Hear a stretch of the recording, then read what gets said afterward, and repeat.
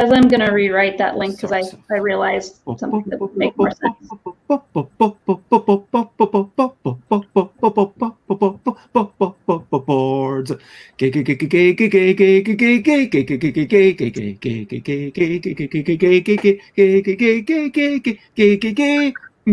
Boards. Boards games, that's what we're going to play.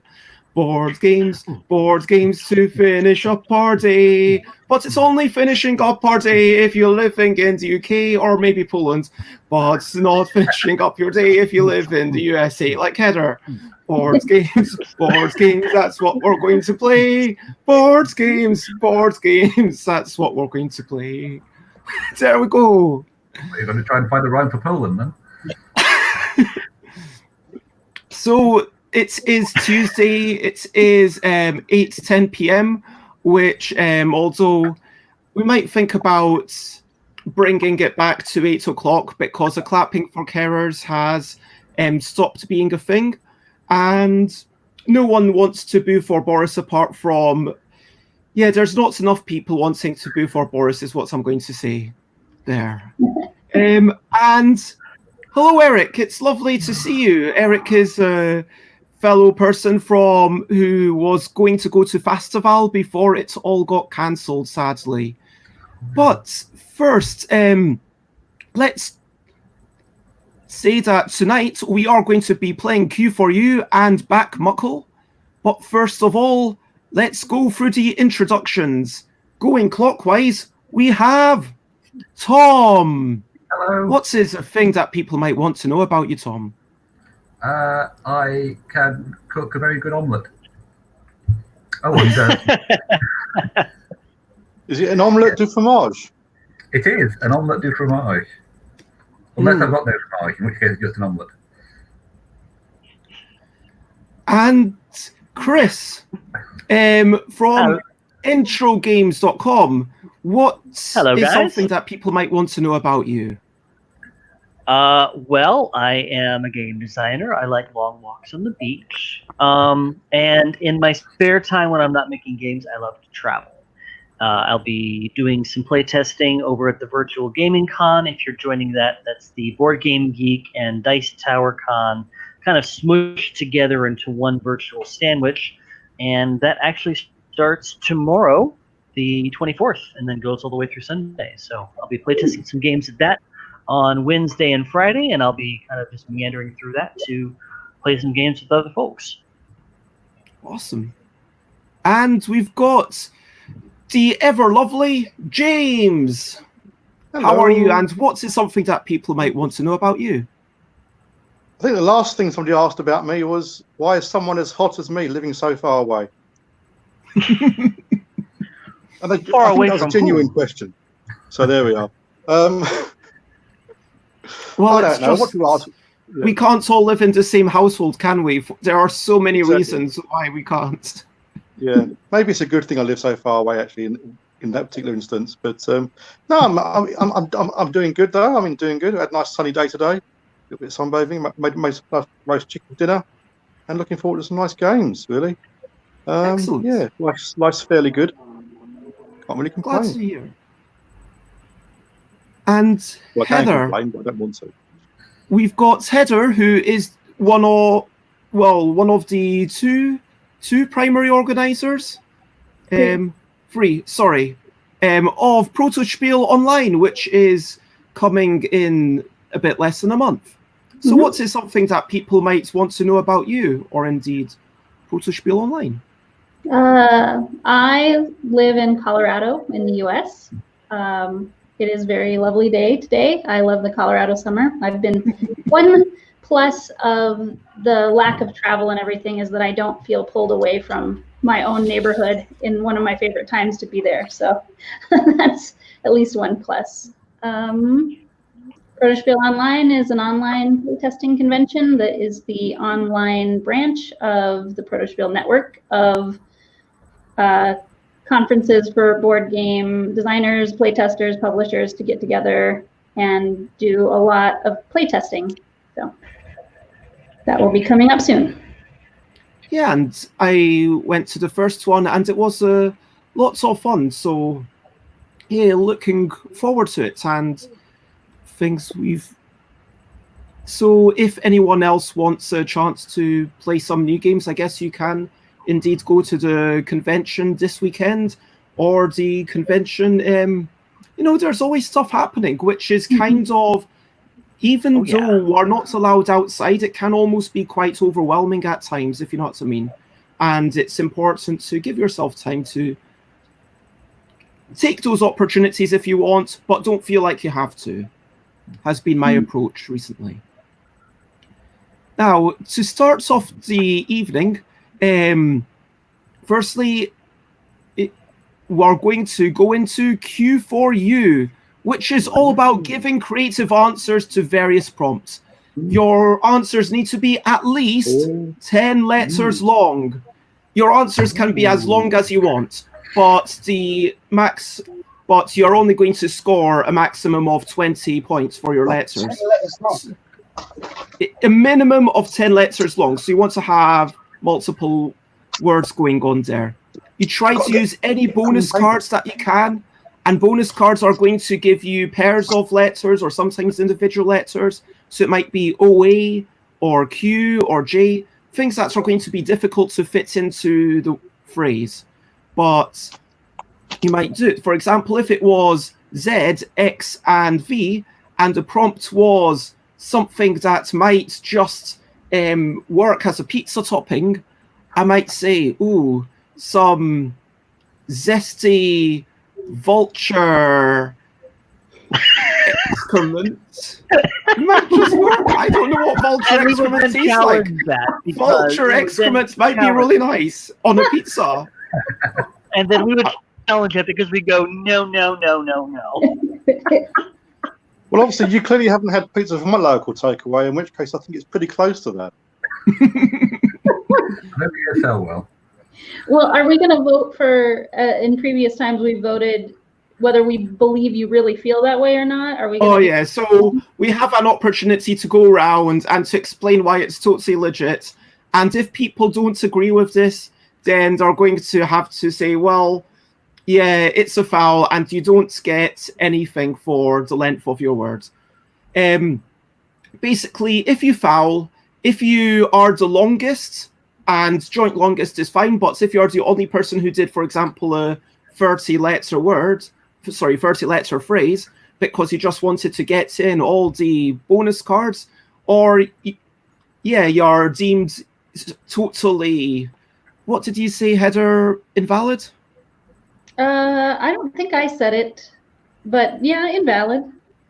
The word. Anyway, if you are voted that we don't believe you, then that's also a penalty, and you won't score anything for the length of your phrase. But you will still score 5 bonus points for every single bonus card that you use. And we're going to have more and more bonus cards as the rounds go on. Okay, so instead of using every single letter in the alphabet, now it's just the bonus cards? Exactly. Oh, It's just... Okay. And... that is very different. Mm-hmm. So, we're going to have a little bit of... The first bonus card is going to be Double T. Double T. Double T. Okay. And... so you've got to use TT, like, it's not a choice T or T. It's not like the L deck where you've got a choice of this letter or that letter. It's literally, you've got to use both of them next to each other. Okay. Mm-hmm. And the topic is something that you'd like to find. Ooh. Something that you'd like to find. And I'm going to find the timer, so we will have a quick... 1-minute timer. Is this a PG one again, Bez?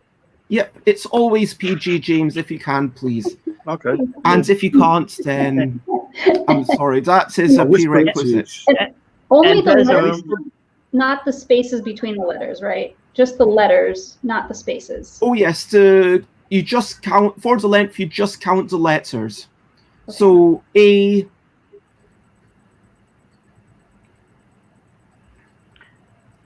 going to say a cat and a dog would be 11. Yeah. Okay. So is it still the longest? The longest phrase is still not counted. That is absolutely correct. So if you have Okay. the absolutely longest phrase, it's not counted. Okay, but if there's So a I'm going tie, to- they're both counted. Correct. Okay. Just making sure. I'm going to start the timer again. So we're just doing it 30 seconds from now. So everyone in the comments, just write something that you'd like to find. Something you'd like to find. You're going to score more if it's longer, and you'll score more if you use that bonus card there. Do-do, do-do, doodle-do-do.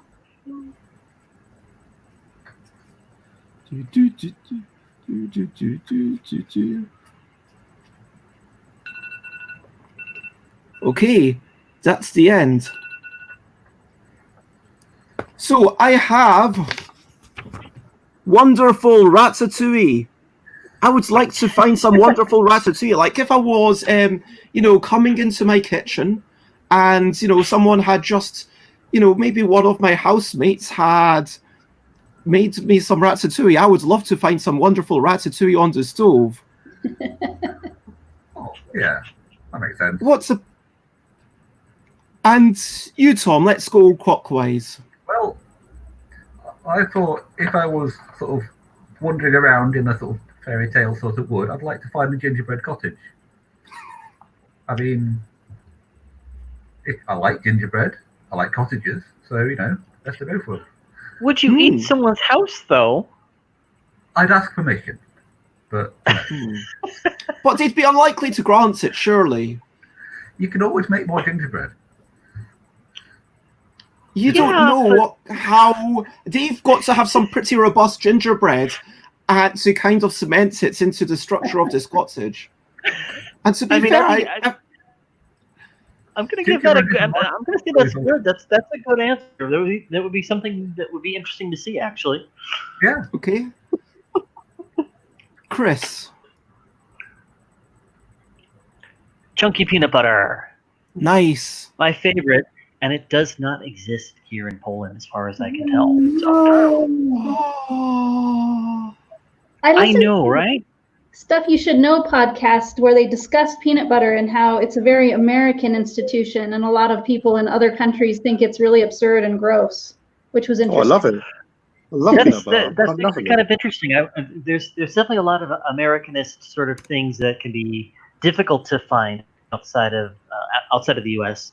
But for better or for worse, as some of you might know, I'm a traveler and a nomad, so we're always looking for stuff that might be like difficult to find or whatever. And that's one of them. So James, bring it on. James. I'd like my Kitty Cataclysm post because Okay. I wanted my Kitty Cataclysm stickers to come in the post. Pandering. It's fair. Pandering. I have been drawing a lot of cats today, so all the ones that didn't have any specific art have already been sent, but the ones that needed a card, that needed a little card, which I think you were part of, are going to be sent later this week.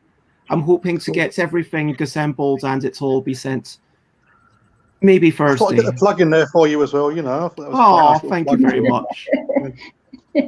And Heather. I said, I'm trying to make sure you can see it. Okay, better sidewalk chalk. Ooh. There you go. Why do you want better sidewalk chalk? I have a sidewalk chalk art project that I would like to undertake. It's a project for my company, Open House Mystery Parties, and I'll leave it at that. Okay. Nice. And in the comments we have, and if everyone could please count the length of their phrase. So in the comments we had Michelle, who said a letter from their grandma. Oh, that's really nice. Oh, I think that wins, hasn't it? Yeah. Alan Outson would like their top button, but they might have played too What did you safely do to with it? 11. What happened to your top button there? Huh? Unless anyone wants to challenge anything, it's just going to come down to how long everything is. Did you say there was a max? I don't. A maximum of 20, but that's 20 of scoring, not of Yes. maximum. There is a So maximum your length. phrase can be as long as you want. Oh, okay. Okay. That's I'm funny in the not- comments. I'm on 18. 18 for me. I have I'm not sure what you mean there, Alan. So I got 20, the same as Michelle. Okay. So I'm very proud of that. And what's the bonus for using the double T? It's 5 points. So Alan's, I scored 25. Tom scores, yours was 18? I was 19, so it was 24. 19, 24. Chris, you scored 18 for 23.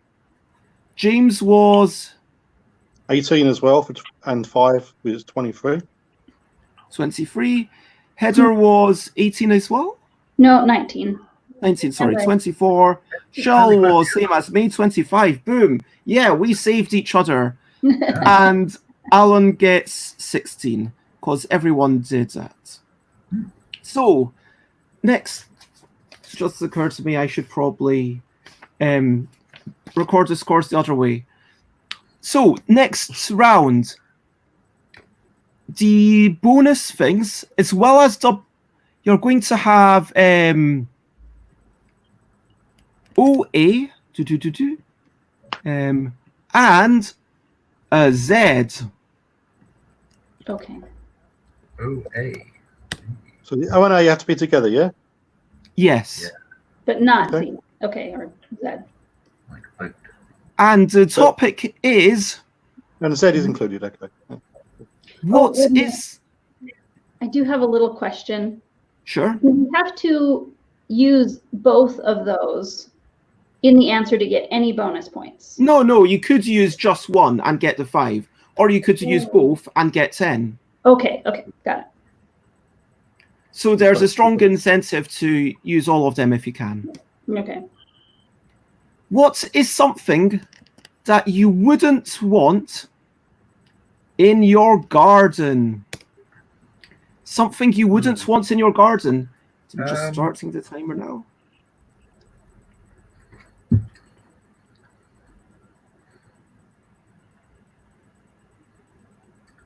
Okay. Something you wouldn't want in your garden. Oh.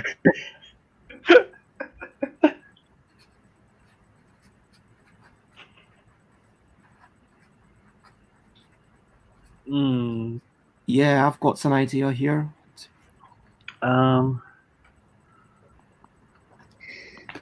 Okay. Something you wouldn't want in your garden with 30 seconds left. Trying to use the letters O and A next to each other somewhere in your answer and Z somewhere near in your answer. I've locked in. And if you're watching, you can feel free to join in just by typing something. Oh, we've already got someone giving their answer straight. So we've still got 7, 6, 5, 4, 3, 2, 1. Okay. So my answer was zombie oat eaters. I mean, zombies are bad enough, but imagine if you're growing oats in your garden and the zombies were eating all your oats. That would be even worse. Do you grow oats in your garden, Bez? I don't personally, but, you know. I can see how that could be a difficult plague for the average farmer. Would they break in and eat your porridge? Well, and also define what's meant by my garden. I mean, you know, there are public gardens that you might consider your stomping grounds. I mean, I feel like, you know, what if I do like porridge, I'm going to say, and okay, zombie, if they were eating my brains, okay, at that point, I'm going to shoot them. If they were zombie oat eaters and they were eating oats instead of brains, but they were just kind of clambering into the windows, I might feel kind of bad about killing them. I don't even have a gun for self-defense, to be fair. I mean, it's not like I can just shoot these zombies, but I don't want any zombies. Could you let alone compromise zombie with oat zombies? eaters? Could they compromise and give them some haggis instead? Maybe, but I don't have any haggis to satiate these zombies. So then they'd probably just eat me instead. And I definitely wouldn't want to have that. No, we'd have no more games, wouldn't we, on a Tuesday night? So what we do? We have a zombie on the hosting instead. I think it's perfectly reasonable to not want the zombie oat eater in your garden. Because who would? So, Tom, what is your thing? I would not like a temple of Quetzalcoatl in my garden. Oh, No, you don't want that. that's just taking up too much space, surely. That's a Wow. Mexican god, wasn't it? Quetzalcoatl? The feathered serpent, Aztec god of... Yes, Mayan, Yeah. I think it was. Yeah. Could have been all of them, yeah. Go around. Wow. Fascinating. All right. Well, I'm going to go with the invasive protozoa. Ooh. Anything that enters your garden, you don't want it there. It's going to be really tough to get rid of when it's there, especially when it's really small and you can't see it. Yeah, that's just asking for a bad time. James. Imagine you've had a really long, hot day, and you want to relax and unwind, and you want to go into your garden, and you'd like nothing more than to soak up and have a nice relax in your hot tub, only to find that you have a toad-filled jacuzzi. There's nothing worse than a lot of toads swimming along in your hot tub, and you can't even use it for your own pleasure. Yeah. Man, that would be sad. Share them. I mean, there's enough room for you and a toad, surely. I mean, I have shared a hot tub with a toad before, but that was a different context. But no, in this context, it would be actual toads, like the amphibians, and that wouldn't be so All right. pleasant, I don't think. No. Especially not if filled. Especially to Well, over. they get all their toady, warty stuff all over the place, and their frog spawn, or whatever they do in the thing. Nobody wants that. Nobody wants that. And absolutely. And finally, Heather, what would you not want in your garden? Buzzing toasty bees. In other words, Ooh, no. they're very hot, so they're cranky and agitated. Yeah, that makes sense. You definitely wouldn't want that. And in the comments, we've got Michelle would not want a main road to the zoo. They wouldn't want, presumably, their garden to just be paved over with a big road. And Alan Outson, who apparently has a moat all around her castle, does not want zebras in it. Yeah. I mean, zebras could be fun. I would just be concerned about what they would eat if they're in my garden. Really. Surely. Mm. Yeah. So, I think everyone used both of those bonus things. And Yep. so, Mhm. if we go with how long your words was, mine was 15. Tom? I had to look up the spelling of Quetzalcoatl, but I make it 21 for me. Wow. Wow. 21 letters, okay. Daring. 16. 16. James? I've got 17 plus 10 bonus. Heather? 17 plus 10 bonus. Ooh, Tom's potentially in trouble. Alan's got 14. Michelle's got 16, which means that Tom does not score for Named gods. But you do still get your 10 for having used the Oh, good. things. So, for that round, it's 25 for me, 10 for Tom, 26 for Chris, 27 for James, 27 for Heather, 26 for Michelle, and 24 for Alan Oughton. Well done, everyone. The bonus is for each kind of combination or cards that you use, you get 5 points. That's it. It's quite possible that this is all completely wrong. This is very different to what we've been playing for Q4U before, which is why it's now on a Tuesday. Are we also doing a thing where I'm ticking off the letters of the alphabet as I'm going along? No, we're not doing that. So, Alan, okay. use both the Z and the OA. So you get 14 plus 5 makes 24. Just to clarify, you don't get the bonus multiple times if you got every Z that you use gets 5 points. Just if you've used a Z, you get 5 points. Correct. Doesn't matter how many times you use it. Okay. Yeah. That makes sense. And next round, we're going for OA. Actually, I should put little full stops between each one. That's actually probably a good idea. OA, Z, again, and V. So, oh wait, that was from last round, I think. I made a mistake. I had a randomizer to my left, and then I didn't update the thing properly. Sorry. OP, X, and V. Those are the totally new letters. And I'm going to press the down arrow until now. And it's something that you wouldn't want to take on holiday. And I think this one was actually suggested by Alan Oughton. There you go. All right, something you wouldn't want to take on holiday.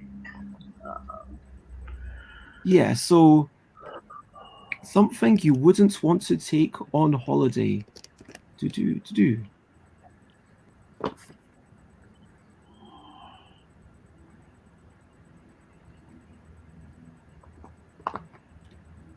Something you wouldn't want to take on holiday.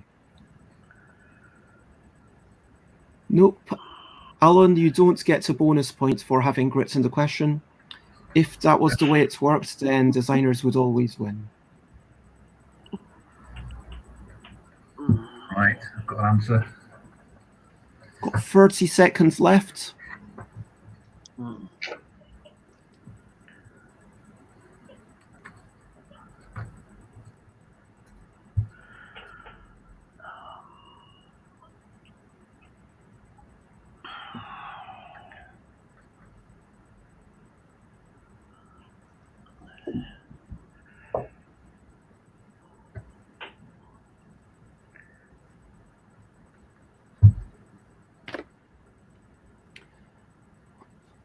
Actually, oh, yep.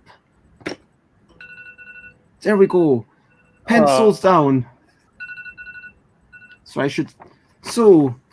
I shortened mine at the last moment, and mine is vulture excrement. I would not want to take vulture excrement with me on holiday. You had that one in there. Not fair. I mean, I think we established that I wouldn't actually want vulture excrement on a pizza. Okay, hold on a second. Bez, you need to answer this question honestly now. Do you have any vulture excrement around your house that you would otherwise, like you have to have it to not take it with you, don't you? No, I disagree. I think that if you don't have it, you're definitely not going to take it. I mean, I also wouldn't want to take a rocket ship with me on holiday. Although, actually, you know, I would actually like to take a rocket ship now. I think about it. If I had one, that would be pretty cool. But okay, all right. You know, it doesn't matter whether you have it or not. It's just whether you'd want to take it. Tom. All right. Oh, I've gone kind of wordy here. I would not like to take a vexatious dope.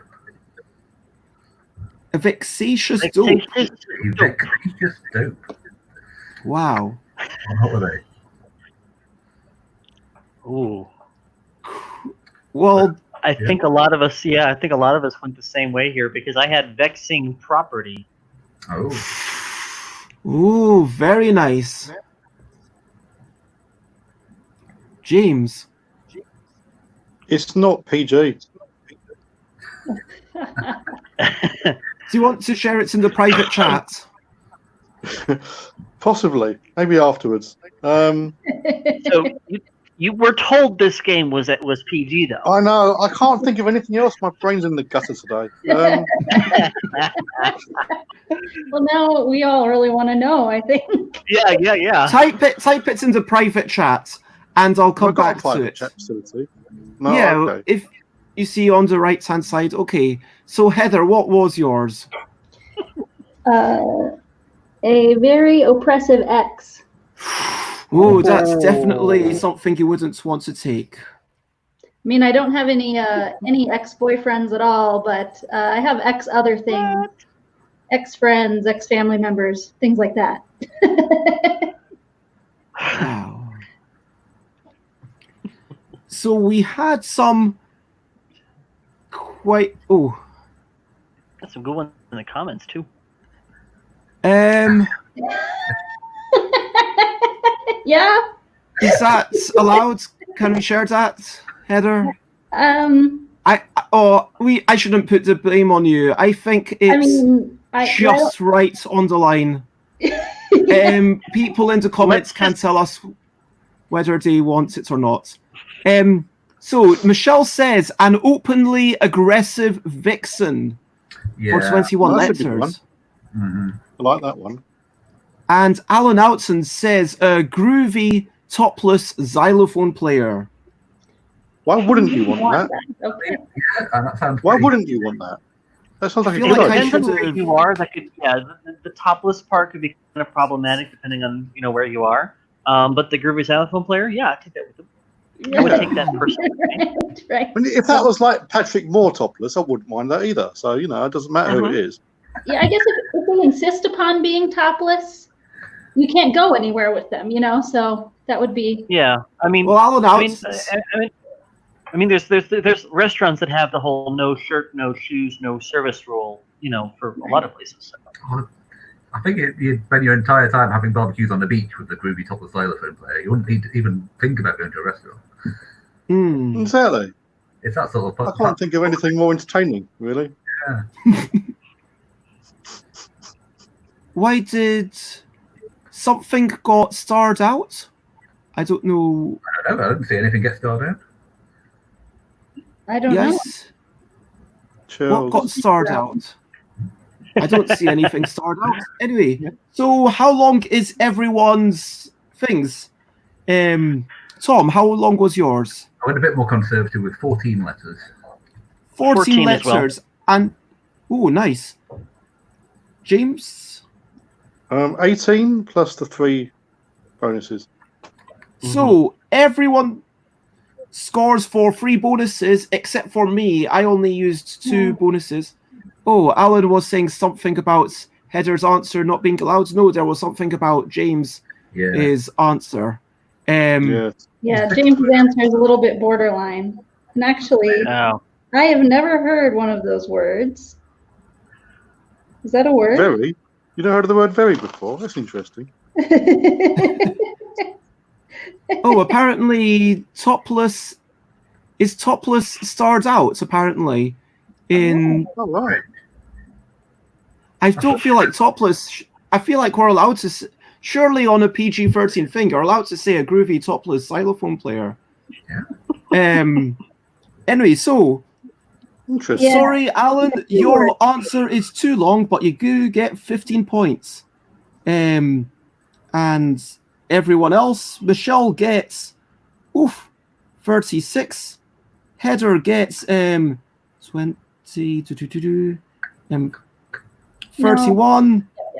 James gets 33. Chris gets 29, same as Tom, and I get 26.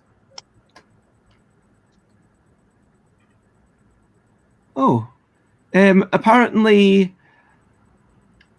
in Michelle's chats, let me actually have a look at what I see. Oh, I don't. I was trying to be in the thing to sort of. Anyway, let me investigate that in a minute, I guess. Let me find 3 more letters. So this time, we are going to have to try to use a J,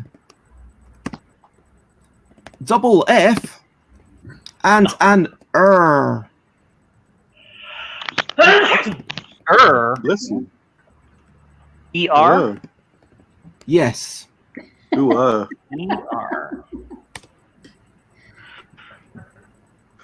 ooh, Okay. This could be interesting. And just marking those. And finally, we've got the new word. That is something you would... Wait, have we already had this? Something you'd like to find? Yeah. yeah, we had Yeah. that. What was the first one? Okay. One. What happened before you were born? Okay. Something that happened Oh. before you were Well, I born. wasn't there to see it, but about 9 months prior to. Literally anything that's happened before you were born. Get your mind out of the gutter, James. I mean, Chris. I don't know what you're talking about. My mind would have to leave the gutter at some point to know.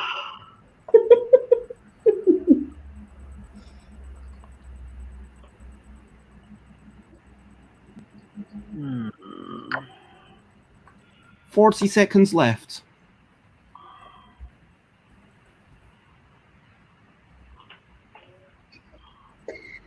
Oh, that was a perfect matchup for me of thing and letters.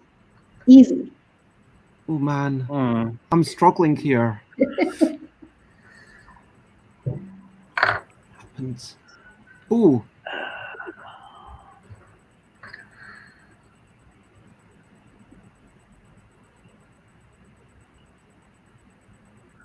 Oh. 4, 3, 2. Oh. Okay. I I might be a really little missed- bit long on this one. I really froze on that one. I could not think of anything with any of those letters. I just had the Big Bang.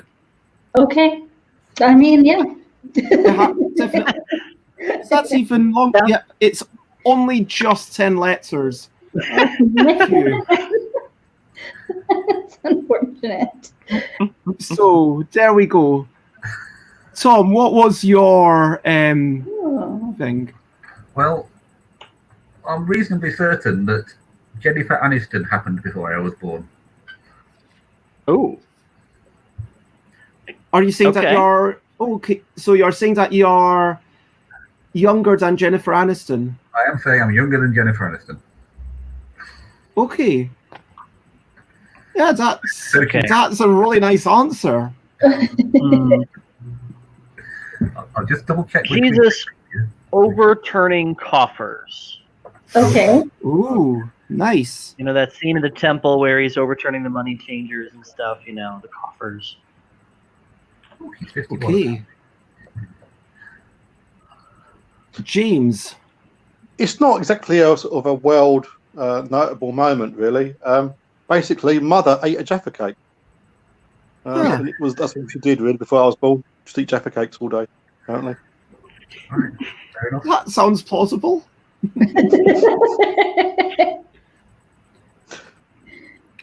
Heather. Thomas Jefferson's life. Oh, yeah. Ooh, nice. Thomas Jefferson, I went Jennifer Aniston. I mean, I'm Yep. obviously thinking about different cultural artifacts. Although I'm I a was little afraid. How many letters is everybody's? That's what I'm afraid and of. so in the comments we've got whoops. Yeah, that's the Okay. explanation of why something was hidden. So Oh. Michelle said Jeff Archer wrote books. He did. Nice. I've read Jeff some of those. Archer, yep, using all three things. And offerings to Jehovah. So everyone used all three except for me. Oh. So Alan Oughton was 18. Michelle was lets us know how long you were, but mine was 10. How long was yours, Tom? 16. 16. Chris? 23. Okay. If I were to, I ran out of time right as I was finishing coppers. If I could go back and have like 5 more seconds, it would have changed overturning to something else. But whatever. James? Something shorter. 19. Pardon? 19. 19. Very solid. Heather? 20.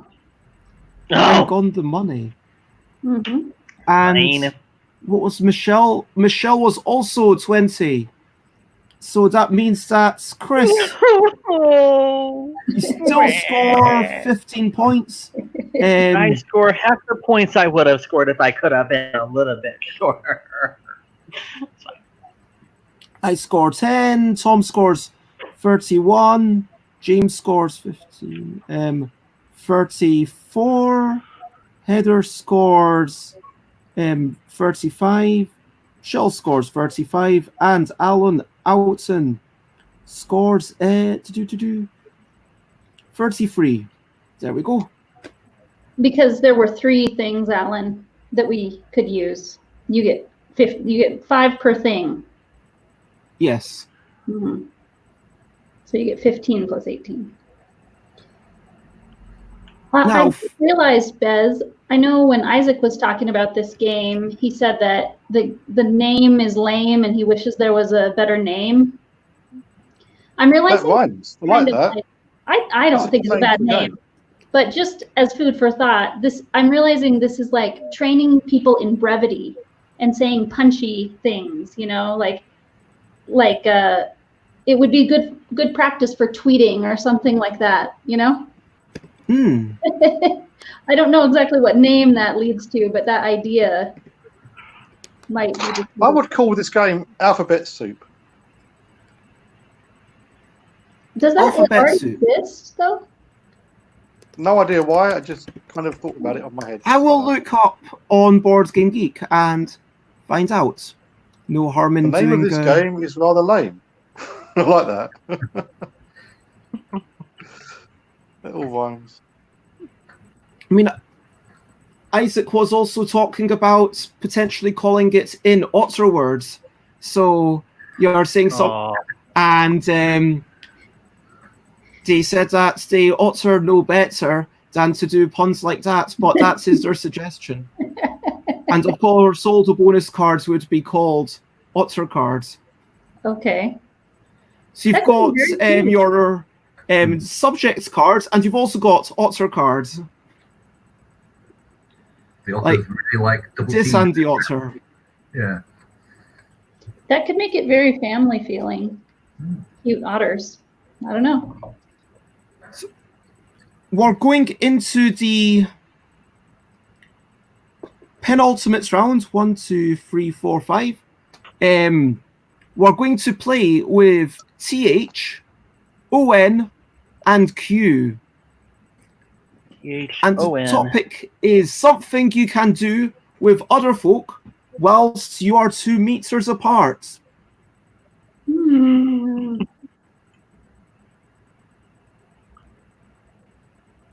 Something you can do with folk whilst 2 meters apart. I've got... All done. Pen drop.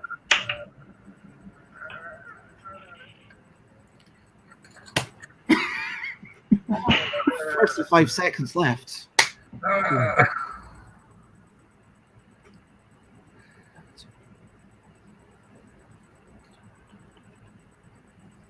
Oof.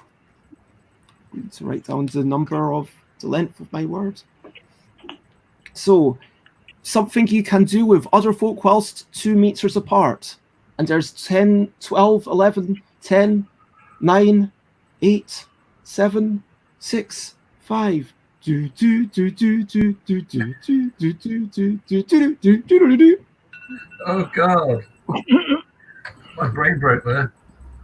Okay, so my answer was thinking upon corridor. And that is something that I have been doing with people whilst very far apart. because he can play via Board Game Arena and he can think upon corridor. Okay. I see what you mean. I went a little bit aggressive, so I'm thinking of standing 2 meters apart from someone and then question them. I don't know, interrogate them. You know, what are you doing? Why are you standing there? So, question them. Question them. That's very nice and succinct. Yeah.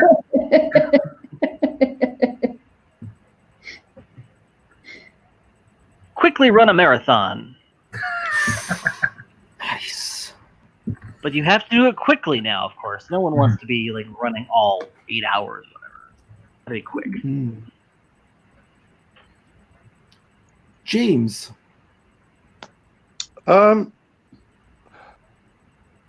You could throw up on a quiche from 2 meters apart and see which one gets closest. I guess that is projectile vomiting. Exactly. That I The benefits of standing 2 meters apart. I can't the mixing vomit. I mean, I'm not sure it's the most popular game or well thought through one, but it has potential, I suppose, if you really wanted to. Yeah.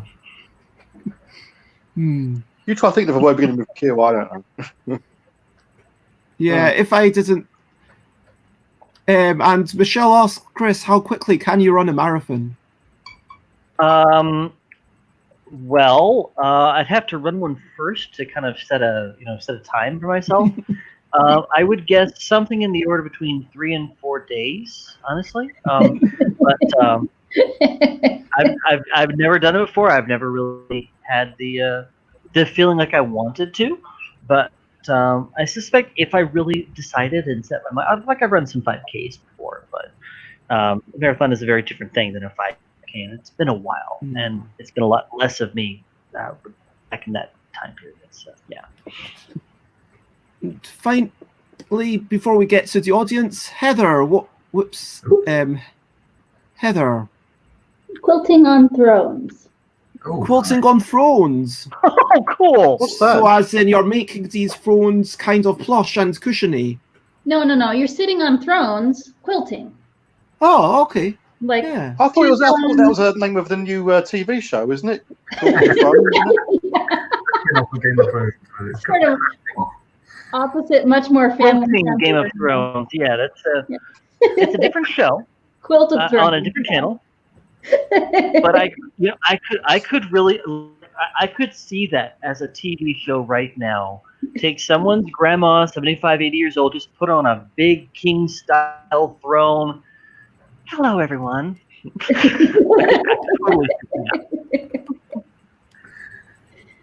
We're gonna practice a new stitch here. Everyone watch as I do this right here. Yeah. I would watch that show. Now, of course, she would have to have the trumpet triumphant entry. So the trumpets to let her on the stage. There's a red carpet that's rolled out. The whole pomp and circumstance of royalty. Yeah. That would make it And a even few dragons, of course, and some zombies. Just throw them in. Some dragons like fire breathe on cue or something. Quilting with Queenie, Chris. Let's make it happen.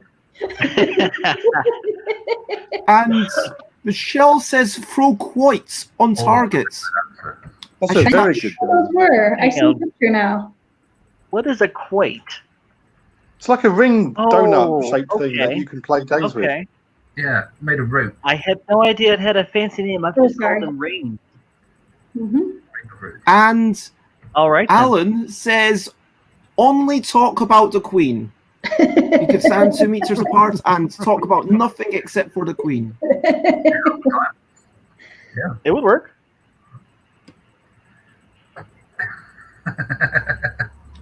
So Is that an example of talking about the Queen? Bless you. everyone managed to use all 3 of the things.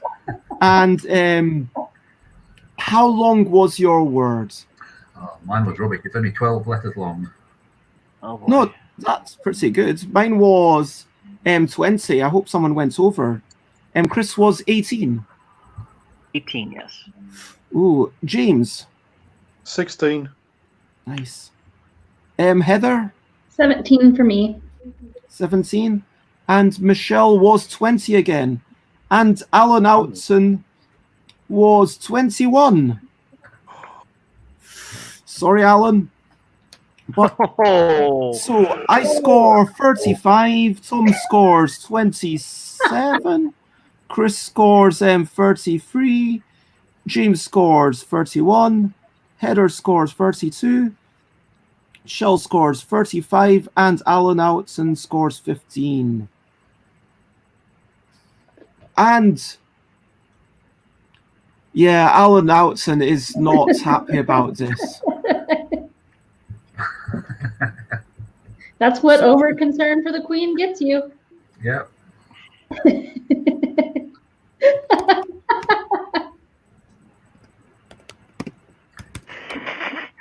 Okay, so for the final round.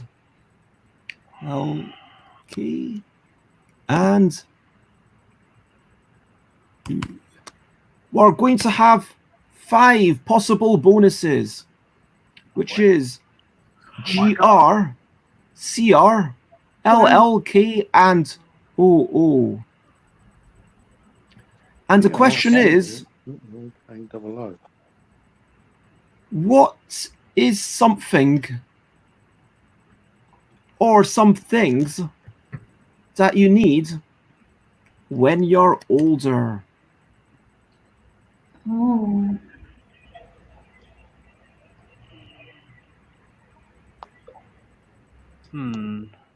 Starts and gets hot.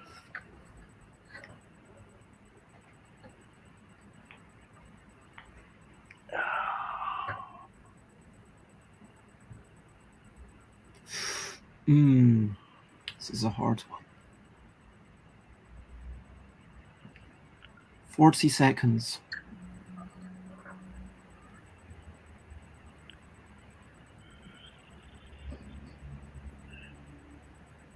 CR. I don't know. This is a hard one.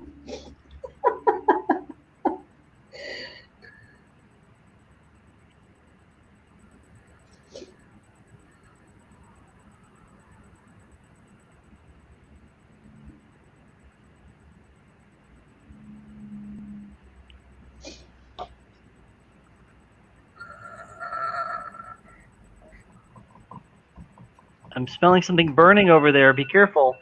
Ah! Ooh, that's the end.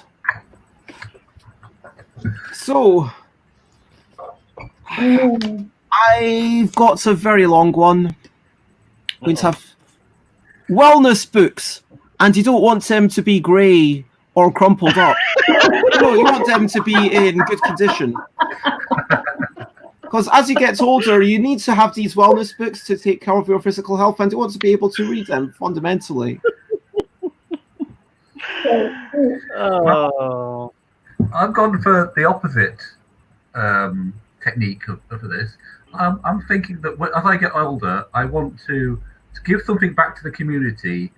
Maybe give someone who's maybe made some mistakes in life a second chance. So maybe I'll open a restaurant, employ someone who is paying for their misdeeds to society. So I will need a grill crook. Oh my gosh. A grill crook. Wow. For the record, I saw crook as well. I saw grill, and I thought, how on earth am I going to make that work? He's just shown how exactly you can make that work, ladies and gentlemen. I'm a little bit, I don't know. I mean, the explanation of why you need it is kind of shaky. Yeah. We'll get some good answers in the comments there. Right. Well, okay. So if we're just going to expand on these interesting stories here, I'm going to mention something that I had while living abroad, and then of course I returned home, and I had the Greek cruller. Ooh. Greek Nice. pastry. Oh. You need it as you get older. Yeah. Okay. I'd have to remember that I liked it, of course. I've already written it down so that 40 years from now, when I'm actually old, I can go back. James, what did you manage to come up with? Okay. Probably a grumpy, cross outlook and marshmallows to make you feel better. Okay, a grumpy, cross outlook and marshmallows. Why? I don't know. Random words on a page. Yeah, you won't fit in unless you have the grumpy cross outlook, right? Yeah, and Marshmallows. older people like something, whether it's Werther's Originals or marshmallows. Or grilled cream cheese. Gooey. Ooh. That was an afterthought. Yeah. Grilled cream cheese, nice. Oh, gooey grilled cream cheese. Yeah. That is correct. I'll Nice. also go with the, needing something to cheer me up, maybe easy to chew.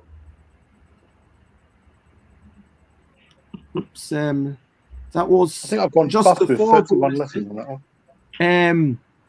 Michelle got a tall, dark, handsome helper, Yes. Okay, there you go.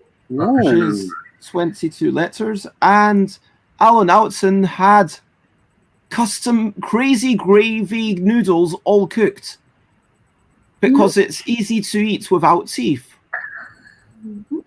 Yeah. It's very impressive, and that's 26 letters and used 5. Heather, how long was yours? Let's go back round in the opposite order. 23. 23. James, I'm bust. I've got 31. 31. Not 30. by that much, because I was only 30. I was 30. Really? I Yeah. thought I was well bust with 31. Okay. Well, you still were bust, but only just. I'm really chuffed that I managed to score the bonus 20. I might manage to win. Don't say never give anything, Yeah. Bez. Chris, What's doing you favours? 14 plus 14. 20 for the bonuses. How did you get 14? And Greek Wow. Tom, 10. 10. That Yeah. is super impressive. Mhm. So, all in, with the 25 bonus, I get 45 because it's capped at the 20. Tom gets 35. Chris gets 20, 34. 20 plus 14. Yep, 34. James gets 25 because he went bust. Wait. Oh, yeah. Never mind. Heather got 20 plus 20 is 40. Shell gets 20 plus 10 is 30. Alan gets 20 plus 25 is 45. And I will add up the scores whilst you can maybe have a quick intermission and talk about something that you have enjoyed. Recent Okay. highlights. Okay. Everyone in the comments, feel free to share your recent highlights. And yeah. I've had a pedicure recently. It was nice to be able Nice. to. Nice. I don't think we're allowed to have pedicures here. What? Oh, yeah.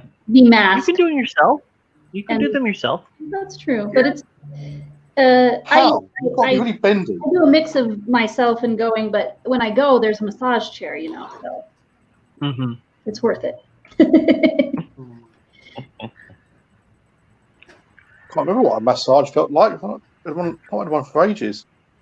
Pedicure. Can't remember having a pedicure. It's not something I've usually had done. I tend to cut my own toenails these days. Yeah. Can't really count it as a pedicure unless it's something a bit more special than just cutting it in. Probably be I've had be some running very the nice virtual. things this week. I've had Say again, Tom. I've had some very nice things in the post this week. I've had a whole load of discounted Easter eggs, which we're eating our way through. How did you manage that? They're going cheap because they didn't sell them all at Easter because people were going to the shops. There we go. Oh, you got them in the post already today? This What does Easter egg mean to you? Like Eaten 2 of them. Yeah. It's just a chocolate shaped egg. a chocolate egg? Okay, Yeah. makes sense. Oh, and a Be couple running of some. Kickstarters arrived. 17. Ooh. But Nice. weren't they like going to melt in the post in this weather? No, All right. no. I mean, think about it. They have to get shipped from wherever they're made to the stores and Where such. do you They're not find going these to things melt. then? Mhm. 'Cause I wouldn't mind ordering some. I don't know, Carrefour. I don't know. Some of them are Thorntons. EasterEgg.com or something. Yeah. Also, chocolate. Hotel Chocolat, apparently. Oh, lovely. Ooh, those are super They fancy. do really nice things. Oh man, I feel almost Actually, annoyed now there's some that you bad didn't news tell here me about because- these hot chocolate chocolates going. Yeah, because they've actually reopened their shops, but they used to be able to give out your like little free samples as you went in, but now they don't because of all this sort of COVID stuff. So they won't even let you have a free sample of chocolate anymore. I No, missed that. Oh, it's the little That's thing. free sample. Yeah. Okay, I've looked up at the scores, and so we've got Alan Oughton, who I guess went bust a couple of times, has 153 points. We've got Tom gosh. with 156. Not less. Then Chris with 160. Solid middle of the road. Bez 166. James 172. Wow. Michelle 187. Wow. Well done, Michelle. And that only leaves Heather with 189.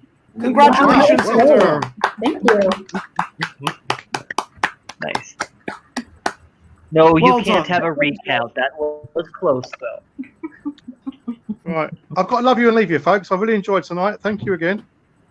It was All right. lovely to have you. Before you head off, would you be willing to tell us something that you're maybe looking forward to in the next few days? It's on the spot, isn't it? Well, you know Well- it's coming. I always ask this question before you leave. I'm going to meet a friend for a picnic in like a park in London, and that'll be nice. Oh, That does sound nice. socially distanced. I've got to have a few things that I might bring, like a scone or something, or some sausage rolls. Yeah, we'll do our best. It'll be nice. That sounds lovely. Is that tomorrow? No, the weekend. Okay. Well, I hope you have a good one and Thank you. enjoy that. Thank you very much. Have a good for now. evening, folks. Thank you very much. Nice meeting you. Bye. Take Bye, care. James. Bye, bye. And oops, I was just about to remove James and then Heather. Anyway, I was about to misclick and remove you accidentally just because of the thing sliding round. I don't want to play with you anymore. Go away. And yeah, it's lovely to have you playing along, Michelle, as well as Alan, of course. And yeah, so what did you people think? May I ask you, going round, what did you think was a part of the game that you enjoyed? What was your overall things? And I'd like to hear specifically what, also for those who've played the other one, how you compare it to before. And let's start with Tom. Something you enjoyed. I like how it ramped up. So more things to think about. So if you're trying to fit everything in, then suddenly the last one throws slightly too much for my brain to handle. Trying to fit all these different things in, but you don't have to fit them in. So yeah, you're doing it to yourself. Yeah. It did ramp up nicely. Chris, a thing you liked. I thought it worked. I thought it worked fine. The 10-letter minimum gives you plenty of room to be lets you think more of a phrase or even a very short sentence rather than a specific word. So yeah, I definitely like the fact that it was a bit of a longer prompt, longer answer required. Heather? Yeah, I like that you're allowed to go over, but it's risky and you can't get more points than 20. I thought that worked well. I liked having the 2-letter combos coming in. I might, like, if it were my game to make, I think I would do like 2 rounds of 1 card, 2 rounds of 2 cards, 2 rounds of 3, 2 rounds of 4, or something like that. So it ramps up a little bit more evenly than it did this time. But that's just kind of my orderly mind, I guess we could also go 1, 2, 3, 4, 5 and finish at 5 rounds. Yeah. Because there's no reason for 6 anymore now that we're not striking off the alphabet. Agreed. I missed that. Yeah. I will say that I missed that. I thought that was a fun thing about. I think the original game was that was the main core concept, or that's what I sort of remembered about that game. So it's kind of a bummer to lose that hook, I guess. Have you tried doing both at the same time? Like, I like the we bonus. We did. It was a push to make it just a wee bit simpler and people able to come in and leave, which is, even if we are not playing it via a stream, is a nice thing in a party game. If you're playing in a pub and it's join in, even if it's the third round. I see that. But, that's true. But it was fun, and I kind of miss it. That's all. I suppose a like 2-track competition, like, somebody wins in the using the alphabet the most, and somebody wins in the just scoring, so that you could pop in, but still enjoy the mini game of getting this alphabet set. I don't know. It's consideration. I'll definitely discuss it more with Isaac. So going round and asking what was something that you would like to see changed, and something that you maybe didn't feel worked. Tom.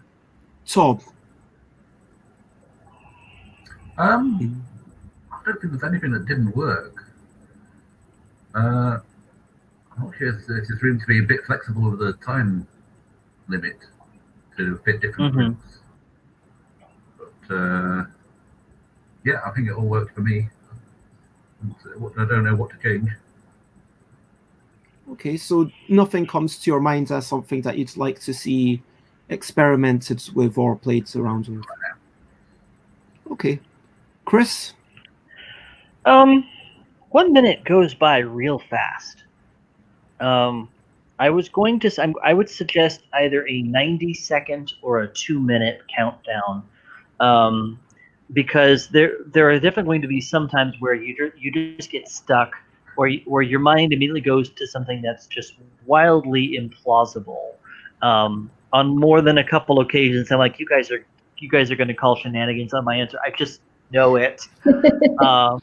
So yeah, I like that. I'm actually thinking about something that might happen. So perhaps everyone starts with X number of challenge chips or challenge cards or whatever, and they can't challenge everything, but they can challenge 2 answers or 3 answers, maybe, depending on the number of players. So there's this sense that it's not a thing everyone can do all the time. Just like a majority of other players have to show a challenge card to say that answer is bad. So it's a little bit less subjective and definitely more limited. I'm sort of thinking along the lines of what the American Football League does when they go to have challenges. If the coach thinks the referee made a bad call, they throw a red challenge flag on the field. And they can only do this a maximum of 2 times per half. If they get both challenges correct, then they get a third. But there's this finite number of times that you would not want to just throw it out every chance you get. So there's a bit of strategy to it, perhaps. So yeah, something that either makes that element of the game a little bit codified, for want of a better term. But yeah, the letter combinations are all fairly easy. I never felt particularly challenged trying to use all of them. Some of the combinations like V and X kind of naturally lend themselves to specific words, Vex and Vixen, Vax, as shorthand for vaccination. So there are times when you might think of a word or a letter as being like hard to use, but then you put a couple of them together, and words can come a little bit easier because the universe of possibilities is a lot smaller. So, like for this last round, when I wrote down G, CR, and so on, I wrote down these things, and my mind immediately went to crook and grill, just as a short way of using all of those. Someone else at the table. So, yeah, it was fun. I could definitely see the questions continuing to be kind of leading questions, not entirely leading, but creating some very interesting answers as these are currently doing. So maybe more questions. In the box, I thought whatever. you meant leading in a different way, like somewhere you wouldn't want to find sand. Yeah, exactly. Yeah, I would not expect questions like that to be in this game. You would not expect that. No. Why? Okay. It can get very limited very quickly. So a game like this really feels like it's open-ended, and that's good. And then you get these bonus letters, or before the need to try to use all the letters in the alphabet, and that kind of limited the universe of possibilities down to something a bit more manageable. So when you feel like it's very to get analysis paralysis, anything like this AP, and to feel like you've got so many different possibilities kind of turning, and then you hear there's 30 seconds left, and you go, I just got to write something down, but wait, no, that's not a good enough advantage. I can do better than that. Oh, I've just got to wait. Did time just run out? Yeah. So I can see that being a frustration for some players if they're not quick or fast on the draw. Categories works as a wonderful team game because you've got this task of trying to think cleverly, but you're getting to do this as a team, so you can almost go back and forth or jump ahead or whatnot. So maybe there's even room for one question to have two answers. In answer number 1, use FF. In answer number 2, use ER. And then maybe there's some interesting way of scoring that, but that might become a different game. I mean, it feels like you can just lump answers together. I think, if a thing that you wouldn't want to take on holiday, you could say, I wouldn't want to take tractors or vultures, for example, if TR or CT was part of it.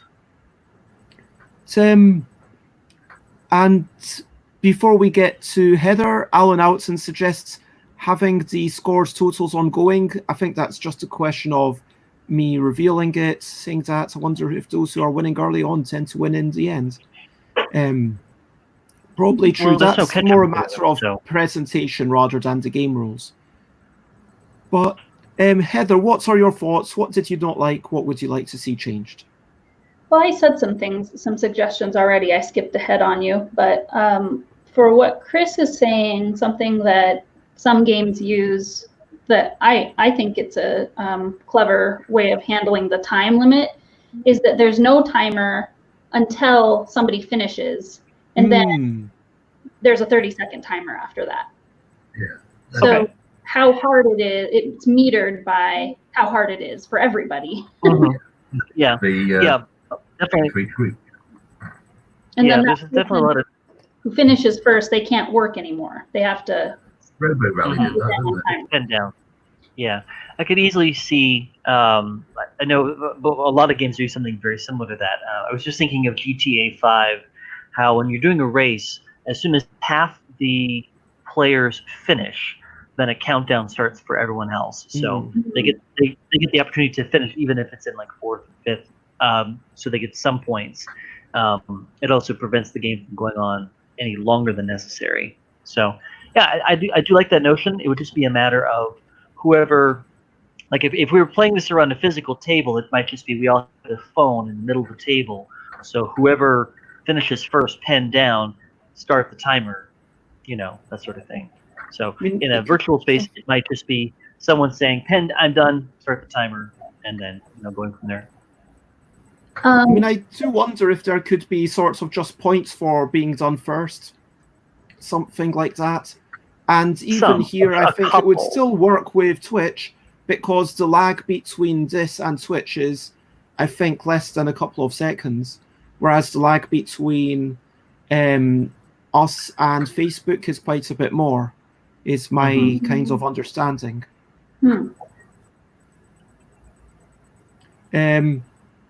Yeah, that's why I think Chris suggested after half the players are done, or indeed it could just be okay when you finish earlier. I had one idea I wanted to run past you, peeps, and ask you what you thought of, just to simplify it even more, okay, bear with me, you don't score for the length of your word, okay? You just score for having these otter cards or bonus cards or whatever they end up being called in your word. And so that itself is going to kind of force you to be longer, if you know what I mean. And maybe you start then with 3 of these, and then every round you add on. So it's 3, 4, 5, 6, 7, and then you finish up with 7 cards that you're trying to use. And you know that you've got to be at least 10 letters. So that's at least as safe. But if you've got the most, then you just go bust. And it's just straight up 1 point per otter cards that you used. It would be simpler. It would be less mathy at the end. I guess the question might be why, because that does remove a dimension of play. Like, you want to be clever but concise. There's no incentive to be concise in that system now. So if you're changing the you're the incentive longest, you score nothing. No, so there still is, and it actually that would remain. Yes. Well, with what I said about not getting to keep track of all the letters in the alphabet, if it were simpler, you could add that back in potentially. So that might be one argument for it, if you wanted to get that back. Another thing I was going to say too is that we never called shenanigans on anybody's answer, and you could also say or instead of the longest phrase, the most ridiculous phrase, like we vote for which one is the most absurd, and that one doesn't make it. There's always some judging of each other, and you can't be too ridiculous. I don't know. Okay. One option that might slow the game down a little bit. What I'm picturing now is 2 cards. One that says yes or no.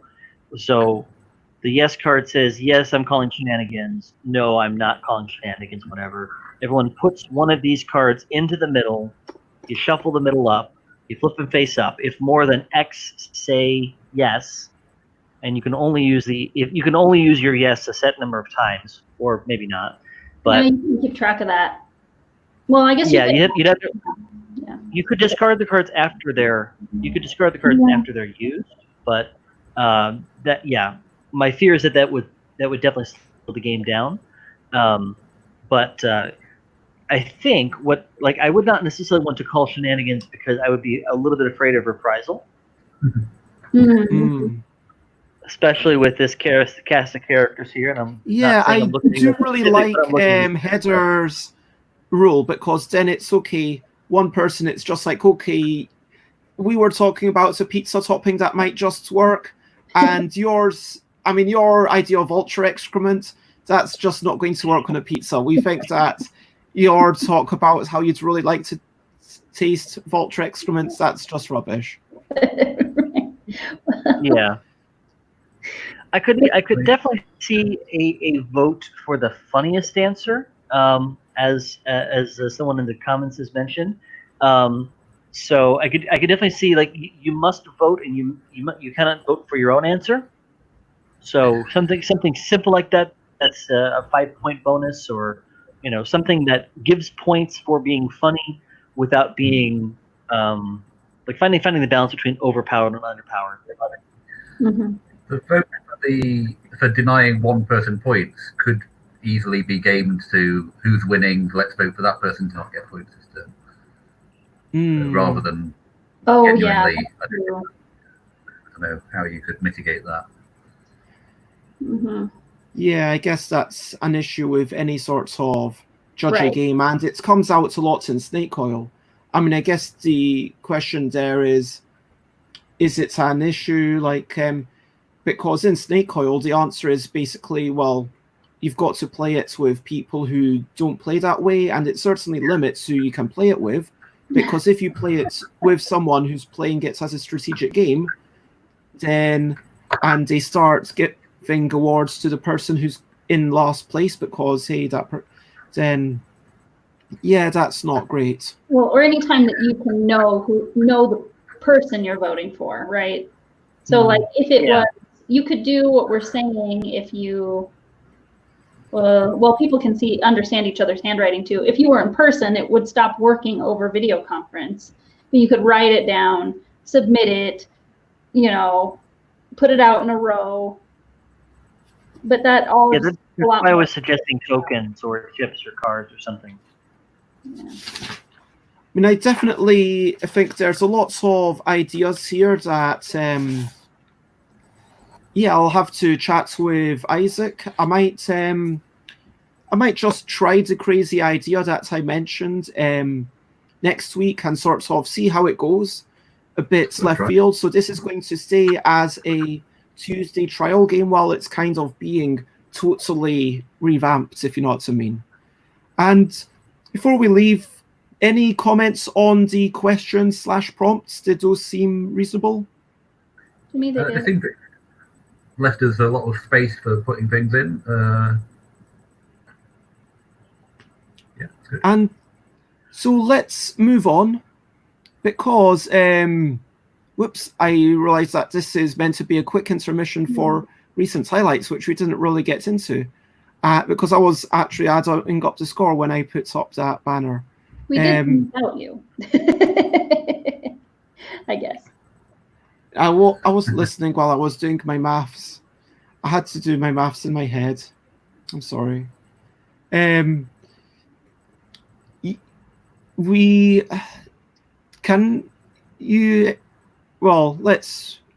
move on with BACK-MUCKELL. BACK-MUCKELL is the game about working backwards, which Chris has played an early version of, and we're going to use 16 cards.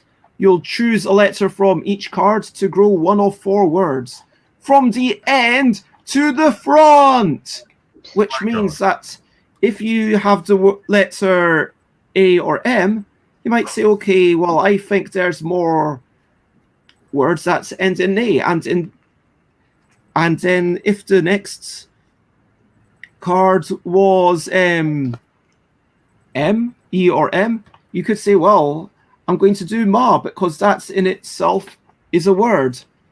And then let's say the next one, O or F, you put Oma. And then finally, later on, you get O or C. Or maybe you don't get O or C, but you've got that in your head that you want to make coma. Well, you can, if you don't get the letter that you're looking for, just do a little star. So that could be coma, because you can use as many stars or wildcards as you like. Literally, there is no limit. And if you manage to use all 16 letters or wildcards to make 4 words, a maximum of 4 words, so instead of being the second last letter of your second card, you could be the last letter of a new word.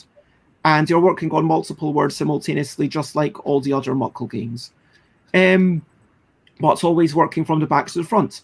Now, if you manage to use all 16 letters, you win.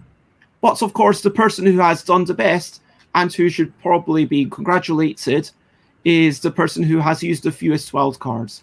So remember, you can use as many wildcards as you want, and if you manage to get your forwards, you win. You've done a good job. Well done. But the ultimate objective, if you wish to compare yourself against others, is to see how few wildcards you can use. Does that make sense to everyone? So you're counting all Okay. letters that you use. Doesn't matter whether they're in 2 words or 4 words.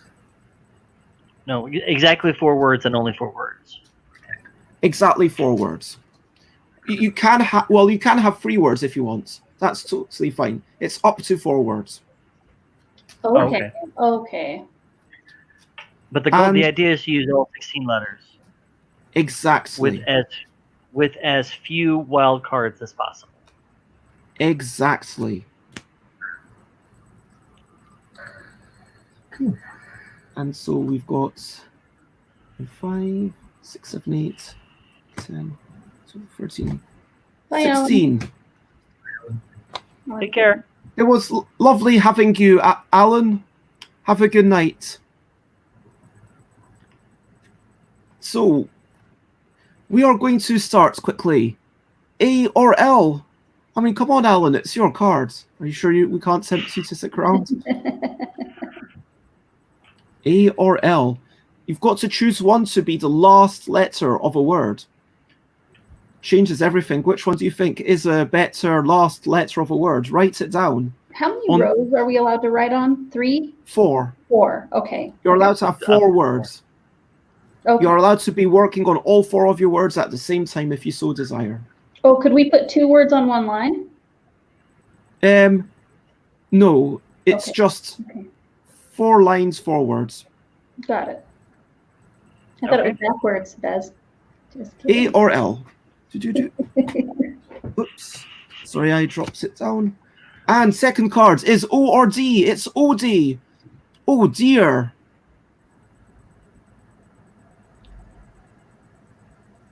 And OD, putting it to the side. We're ready for the third card, which is TG. This is tremendous and great. Or is it? And this is what I've got so far. I think T is might be better than G, but I don't know. I've not actually done any analysis. Fourth card, A or G? A or G? Is it great or is it average? I'll leave you to decide. Got to choose one and put it either as the last letter of a new word or the previous letter. Yeah, it's a weird one to think about. Of an I or Q? Oh, no. I or Q?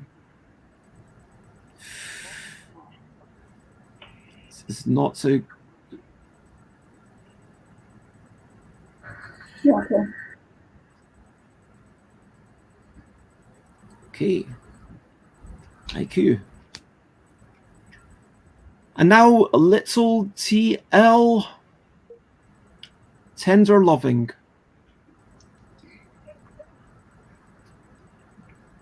Do you have one of these for every card in the deck, Bez? Pretty much. Like, Oh, Do you have the concept of bingo callers? L? Okay. so T or L. Saying that, Tom? Okay. Tom was talking about how bingo callers have this thing like 22, 2 little ducks. Yeah. Mm-hmm. American. Click 66. S or C.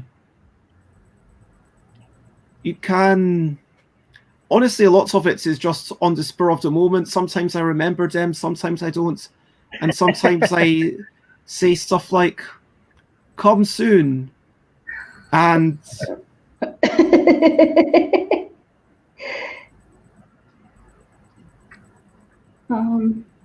okay.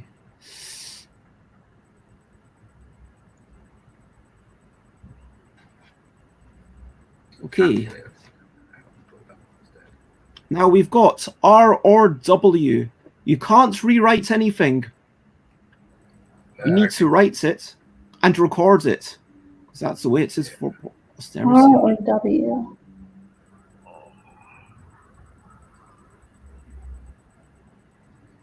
And after this, we've got 8 letters left, so we are halfway through the deck. R or W. Now we start off. Remember, you've got to fit your another 8 letters into your 4 cards, 4 words. And I've not done great. So I might have to use a lot of wild cards, I think.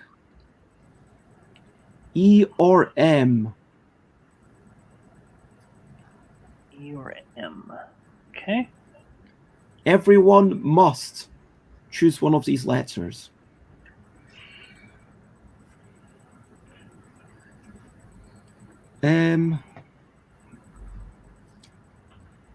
R or D.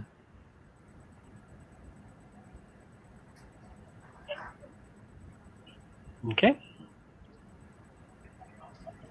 Really? Darn. You were quick. R or D. I or Y.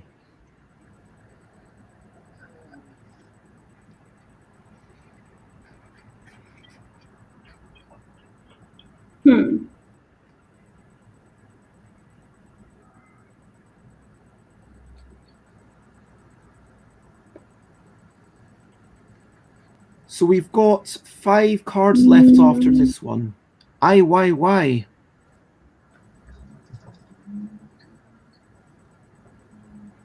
So I'll give you a minute. Okay. A or P. Okay. Oof.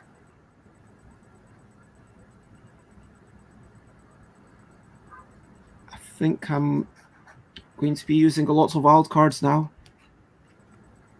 S or X. It's the only way. SX.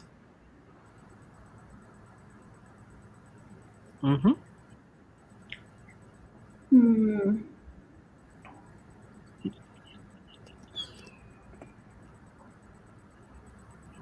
Sure, there are people out there that have actually used the X on that card, but There definitely are. I think someone used it quite recently. nice. 3 cards remaining. Actually, I'm crossing that out again. I'm getting that instead. There we go. Okay. O or C. Boom. I was hoping for a C. Of course it would come up.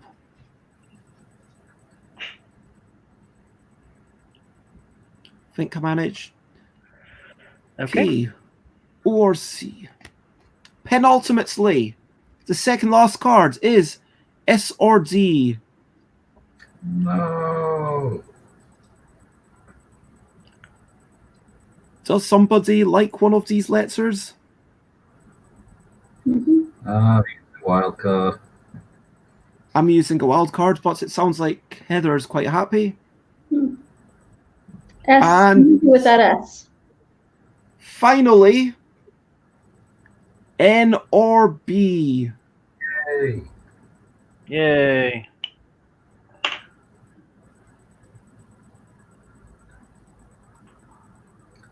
Right.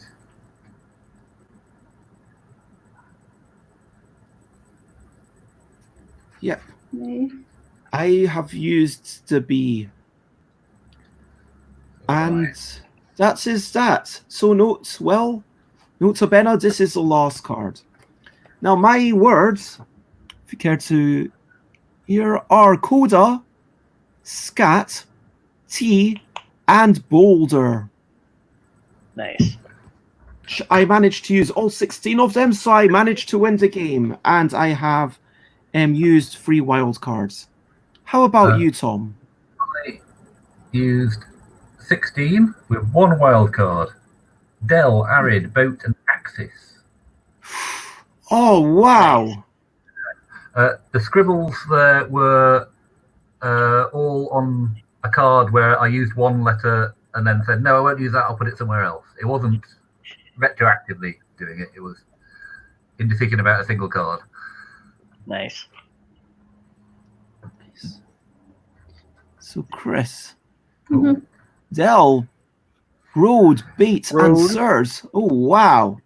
And you managed to win with only one as well. Nice work. Thank you. And Very finally, Heather.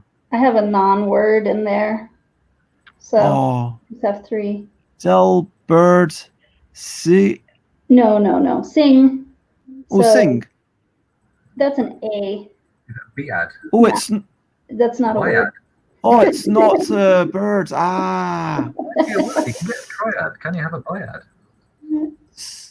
No, I it's a will look dyad. it up. Maybe not. No, biad is not in the dictionary. I'm sorry, Heather, you did not win because you did not manage to use all 16 letters. And Interesting thing. You either win or you don't in this game. but so the other 3 of us won, but Chris and Tom won the most by using the fewest wild cards. Only an old Irish alternative. It's like that Galaxy Trucker, where in Galaxy Trucker, yeah, you get points, but it's just, hey, if your ship manages to survive, you win. It never actually says that the person with the most points wins. So it's just, if you manage to do it, you win. So genuinely, I also won, but I just didn't quite win as much as Tom and Chris. I think that this is, I mean, having done the worst, I guess, maybe I'm biased, but from the very beginning, I was like, oh, this is hard. It's not as relaxing as the other Muckle games for me. So, That makes sense. yeah. Yeah, and the reason I don't have, I actually got dyslexic about it. You know what I mean? It's like kind of forcing you into dyslexia when you're spelling it backwards, or I'm not sure if maybe it depends on what kind of dyslexia you have. I'm not sure if it's always words look backwards, but yeah. Well, that makes a lot of sense. So it wasn't relaxing. You felt stressed and a bit tense. Yeah, what's interesting though is you have the one where you start from the middle and you can either go forward or back. Or wait. Does the word? Yeah. The word is going to be spelled forward, written on your page, but you can go backwards. Yeah. Well, So you really balanceable, you need to do both. backwards, but it ends up being written forwards as you're doing it. But this one, it ends up being written forwards as well.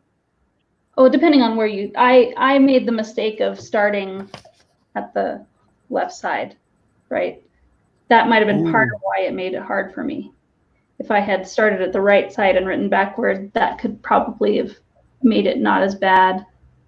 But I think it's the flexibility of going either forward or backward. I like that other one. Okay, just fine. I enjoy that one. Whereas this one felt stressful, so not sure. Okay. Maybe if I try it again, I need to start on the right side and I would have a different opinion. I don't know. Chris, quick thoughts? I thought it was fine. No, feeling like everyone can reach the win condition is problematic to me personally. Knowing that everyone, like, you want to feel like that what you're trying to do is challenging and that only one person can get it. Like, you could, like, this could easily be the sort of game that when played with, a lot of wordsmiths, you're going to get a lot of perfect scores. And as such, there's only one real way to play it, and there's only one real way to play it well, and that's to have, the vocabulary and a little bit of luck, to know what letters are better final letters in words, and then to have the ability to kind of know that ahead of time. There is a little bit of luck to it, but this is a game that definitely rewards skill. Like on the 1 to 10 scale, where 1 is Candyland and 10 is chess, this is about an 8.5. In that there's the luck is very mitigatable, and you're able to work with. You're generally able to work with whatever you see, knowing that you can always use a wild card if you absolutely have to. I don't have a solid answer on how to fix that, and it may not really need it. As a simple word game that can be played anywhere. Feeling like you got a perfect score, and that a perfect score is knowable and attainable, is going to cause some people to feel like, what "Hey, do I you got mean a by a perfect score? Going for A perfect zero? score would be four letter words with 0 wilds." Yep. And that's So- the ceiling. Like it could never be better than Yeah. that. And Yeah. Exactly. And once you've hit that, like most games have the easy to learn, hard to master sort of feel to them. Othello is one classic example of the minute to learn, lifetime to master sort of thing. I think once someone has played this, some single digit number of times, either they will feel like they've hit that ceiling, or they will feel like they may never hit that ceiling. So the amount of newness, I think the amount of replayability is somewhat limited here. Because the perfect ceiling is so low. My thinking was that this could be sort of the simpler version of the backwards one, where you have 25 cards spanning 5 words, 5 lines. Because that one, I know that LA afterwards said how much they enjoyed it, and whereas you did not. And I thought this is kind of a nice, hopefully an easy-ish way to get into that one. Almost analogous, I guess you could say, to playing Go on a 9x9, and then, maybe you mastered a 7x7 Go board fairly quickly. No one really plays Go on a 7x7, but then if you upgrade even to a 13x13, that's now a really meaty challenge. I'm not saying that my game is anywhere near as good as Go. I'm not that arrogant. Yeah, but I do see the sort of scaling up aspect that could easily happen. The 4x4 grid is a good solid challenge, and then when someone's either completed that or feel like they've kind of hit that, then they could easily go to the 5x5 challenge, which is the same game mechanics, the same exact structure and play, just with 25 cards instead of 16. So if this is thought of as the simpler version of that 5x5 with 25 cards sort of game, then I'm all for that. Yeah. Cool. One thing of interest about the L deck, Bez, is that the question has changed from like, is this a marketable game, to, well, there's this deck you already have. You know what I mean? If this were its own by itself idea, I'd say, I don't think this is gonna cut it to get people to buy the whole pack of cards just for this. But when they already have it, it's a different question. It's just kind of, I have a specific point. It's just an observation, I suppose, about the situation. It's a really interesting observation, and one that I hadn't really thought about in those terms before. Because I guess now the cost isn't buying components or or doing whatever. It's because like the rules are available for free, and the idea is that okay, you can go out, and so really the cost is the cost to learn the game. And so the question is, was the time spent learning the game interesting? And either it's normally we try to finish up around 10, which is in 6 minutes. Would you be up for a second game right now? A second, yes. a second let's try to keep it the same game. Quick. Yes. Why would we do anything? that? Why would we That is play? probably Yeah. Wait, are you? In other words, what are we changing, or Right, what are we yeah. what are we going No, to learn? I'm from the just kind second of wanting to play exactly the same game and be like, yeah, let's play it and see if you enjoy it now that you are starting from the right.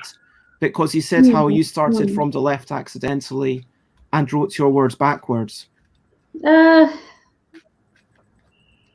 it okay if I say not worth it to me right now? That is totally fair. And yeah, thanks for feeling safe to express that. It is quick though. I mean, that's the reason I feel a little bit like I almost would say yes, because it probably would take 10 minutes, but yeah, I doubt that I would like it a lot more, or it would feel very different.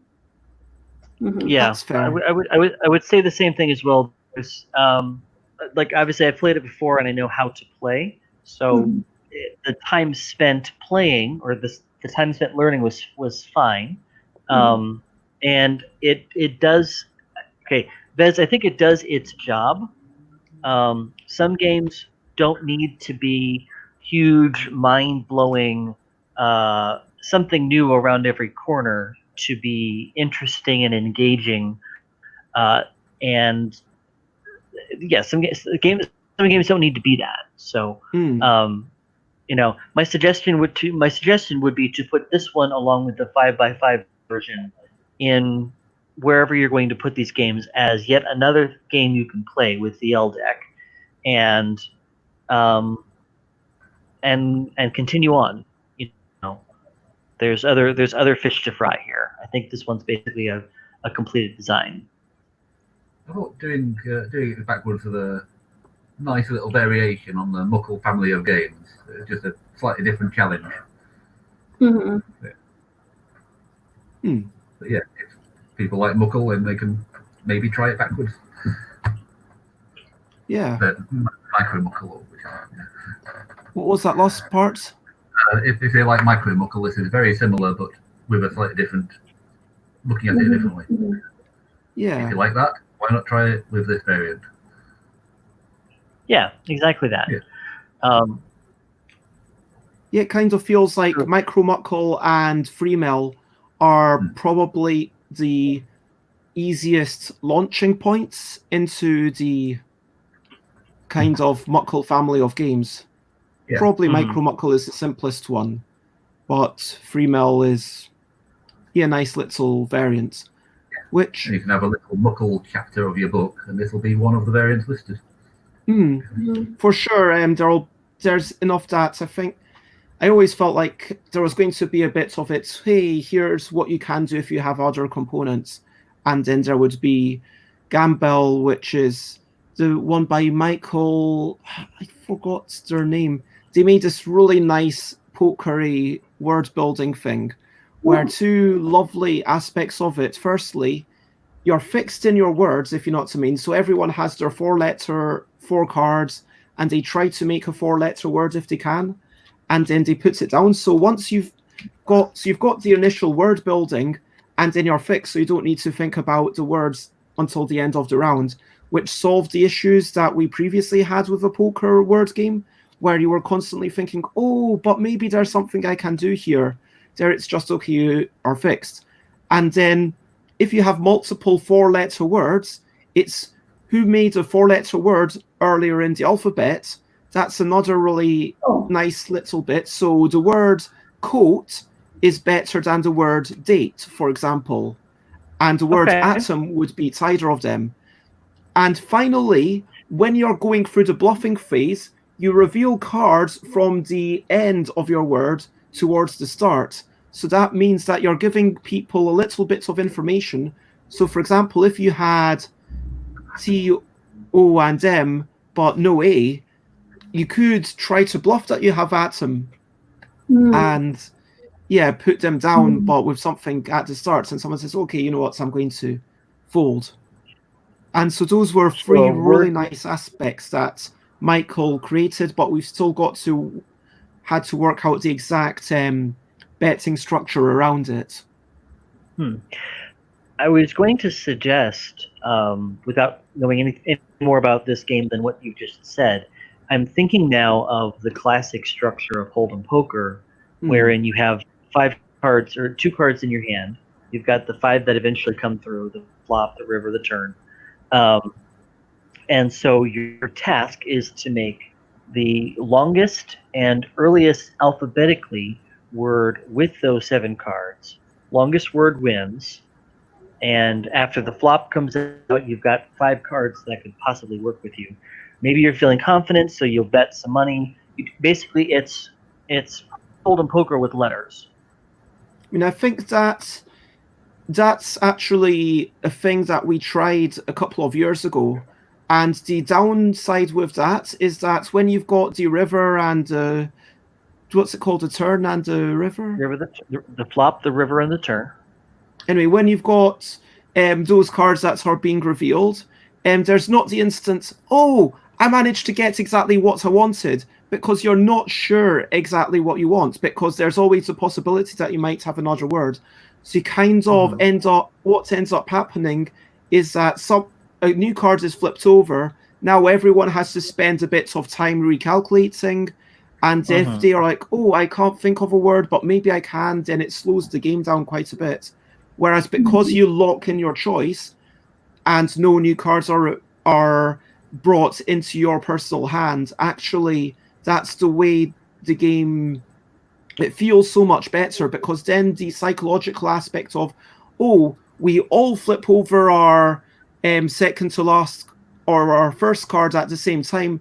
I can see that they were bluffing, and you see that immediate emotion, and the game moves slowly. It slows down when people make the word, but then there's a nice kind of emotional... Well, you're doing all that at the same time, so it's not like you have to wait for everyone to recalculate a few times. So yeah, that's fair. And if it's how many cards are in each person's hand, or how many letters are there working with? In the gamble, traditionally it's just 4. So you've literally got 4 cards with which to make a 4-letter word. So the chances are high that you might be incentivized to bluff, because you probably won't have an A. You probably won't be able to make a word with an A, and so you could make a word, but is your word going to be good? Is it going to be... And then you make the word loom, because maybe a loom is a word that you can make, but then you've got and then someone might be worried, oh, do they have boom or whatever? Doom. Yeah. Boom so without so by seeing by seeing the last 3 letters of a 4-letter word, you can kind of guess how many possible words there might be. So do they look pretty confident? Are they sitting back relaxing? Or are they looking tense? Yeah, I could see after each letter reveal, or after every couple of letters. So maybe you reveal the first 2, then there's a round of betting, then you reveal the 3rd, then there's a second round of betting, and then you do the final reveal. Everyone reveals their final letter, and whoever wins that. The only thing I would suggest there is that obviously it's in the name. Someone will think of this as a gambling game, and that can have its own set of perceptions. So you might want to make a clear difference between this is a game of skill, not a literal gambling game. It just has the name Gamble because it fits the naming convention. I mean, unless you literally want to make a game that could be played at a casino, in which case, that's going to be to take it a different way. Well, it's clearly not a casino game, but in the same way that poker is a high luck but also high skill game. And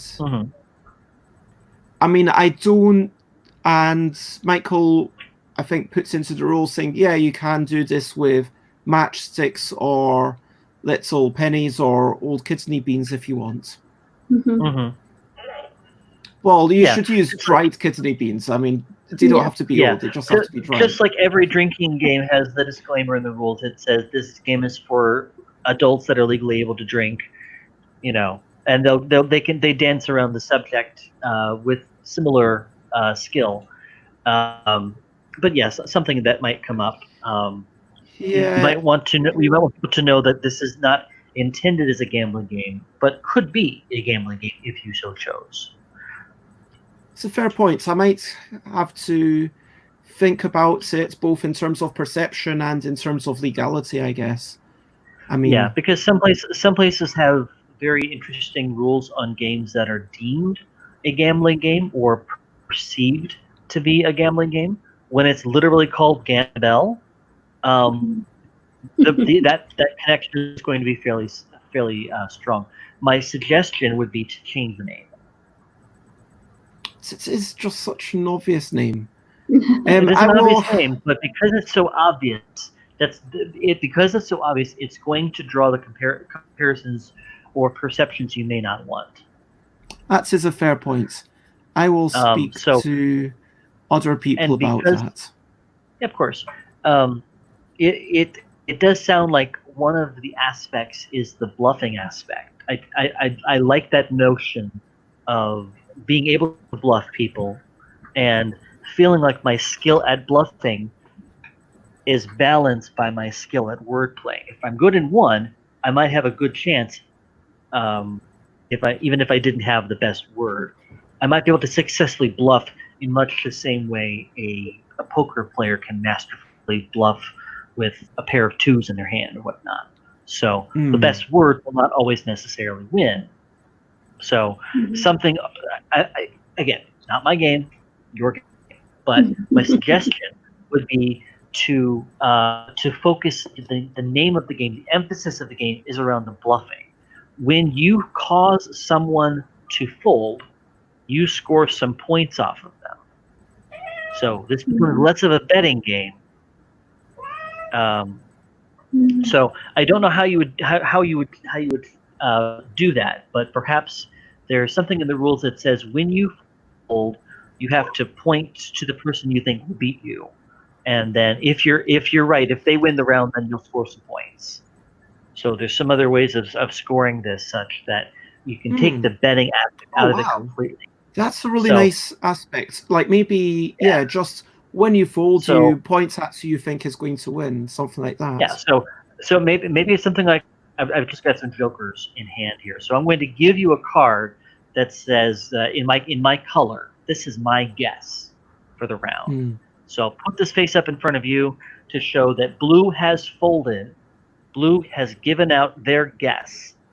And if blue's right, then they'll score some points and the scoring whatever. But this card from blue to me is a point for me. Okay. So there's no more bluffing on that aspect. They're genuinely having to choose who they think has the strongest hand. That sounds more fun to me than betting. I don't like it when I have to bet. It stresses me out. That's definitely a thing you could do with the mechanisms. So I'll have to kind of try it. But yeah, it's just an idea that I just had, so I'm writing it down myself so I don't forget it. Can you, Baz, is all of this because you're working on an actual book that you're going to publish, or is everything that you're making for the LDEC something that you're putting on your website? That's it. Well, I want the website to be better down the road, but yeah, I am going to make a book at some point for sure.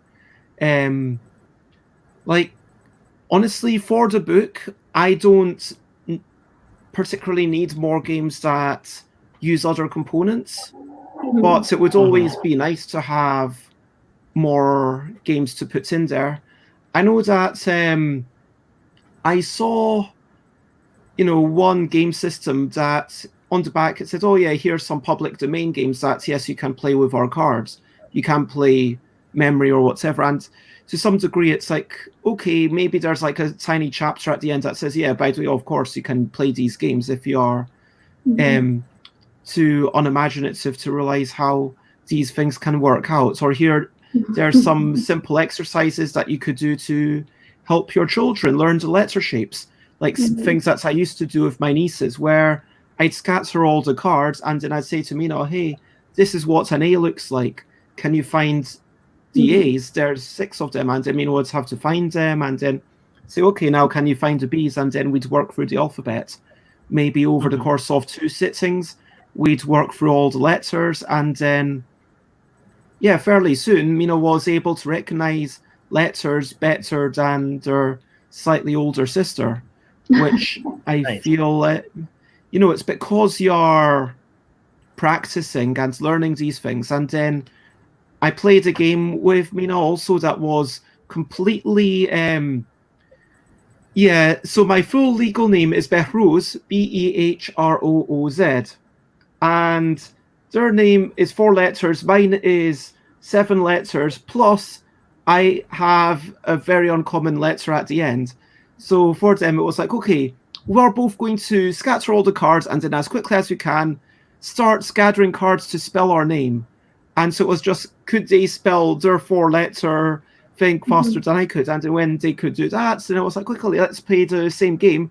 You need to spell cat, and I need to spell tiger, something like that. And that's a fun thing that we could both play. And Like a kid's learning game. yeah, because it's not a game that I would choose to play for pleasure, let's say. I mean, although I obviously took pleasure in being with my nibbling and kind of, spending time together and imparting knowledge, but... What a cute word, nibbling. I've never heard that word. It's a... It means your sibling's child, right? Yes, exactly. That's adorable.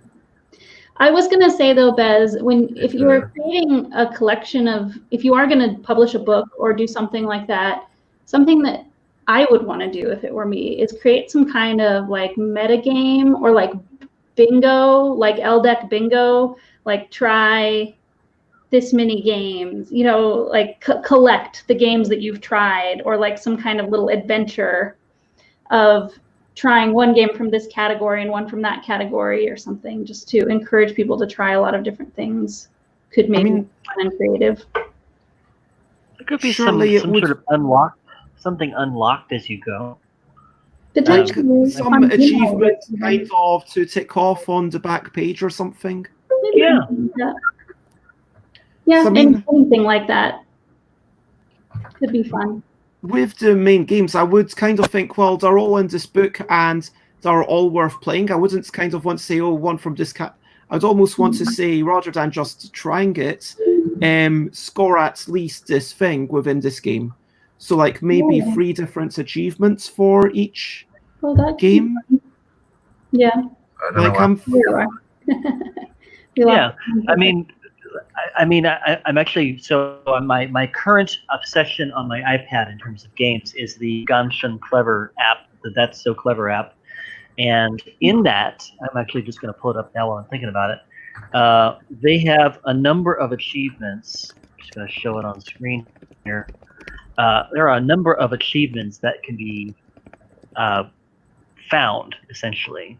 So just hypothetically here, if you tap on it, it'll bring up if you just tap and hold on it, it'll show you in the upper corner or in the lower corner.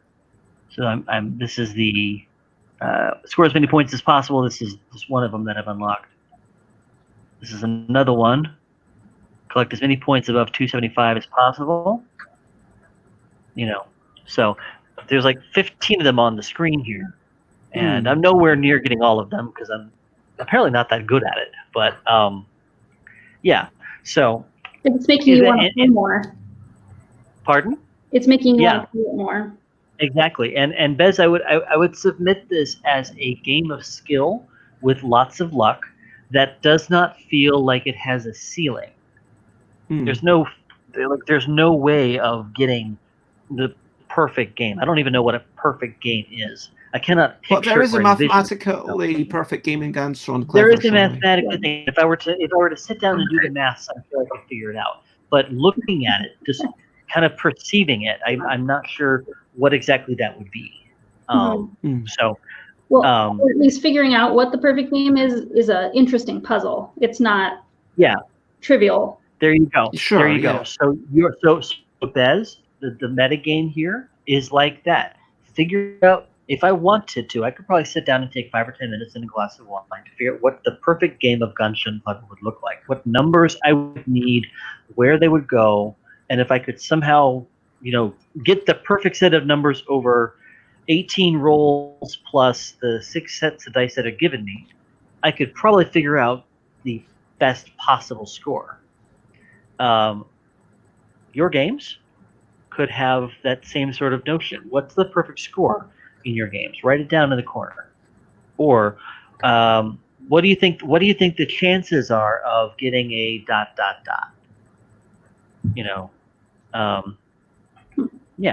Or just other questions that the answers will present themselves as you play, or that might not present themselves until you've played a few times. Sure. So your suggestion being to kind of motivate people to move towards that perfect score in the solitaire games, at least. Yeah, I mean, just anything that causes people to engage with the game in different ways. Anything that encourages replayability. What if I tried this strategy? What if you mention a couple of specific strategies that like they're on the back of the page. So the front, the right side of the page is the rules, and then it says at the bottom, don't flip the page, don't turn the page until you've played a couple of times. And then when you turn the page, you then see these questions or some strategies to try. So you kind of use the book form itself to selectively hide or show information. And are you thinking like a cheap ass game sort of book, or something else? Well, I'm thinking that it would be the best 26 games that use the deck and nothing else, and then some number of other games that I think are up to snuff that also use other components, like the Muckles that use the pen and paper. I would put in there. I would put in Micro Muckle at this point and some version of Free Mill. I don't know exactly how many cards that should be. I'm still undecided whether Free Mill, after playing it last week, there were suggestions that maybe we could try it with just 12 cards, which I think will be very interesting to try next week. Obviously, hey Liam, I see Liam there, the top of Tom's cat. Oh, I see. Yeah, it feels like 26 is a good number just because it's the number of letters in the alphabet, and it felt like, okay, that's a lot.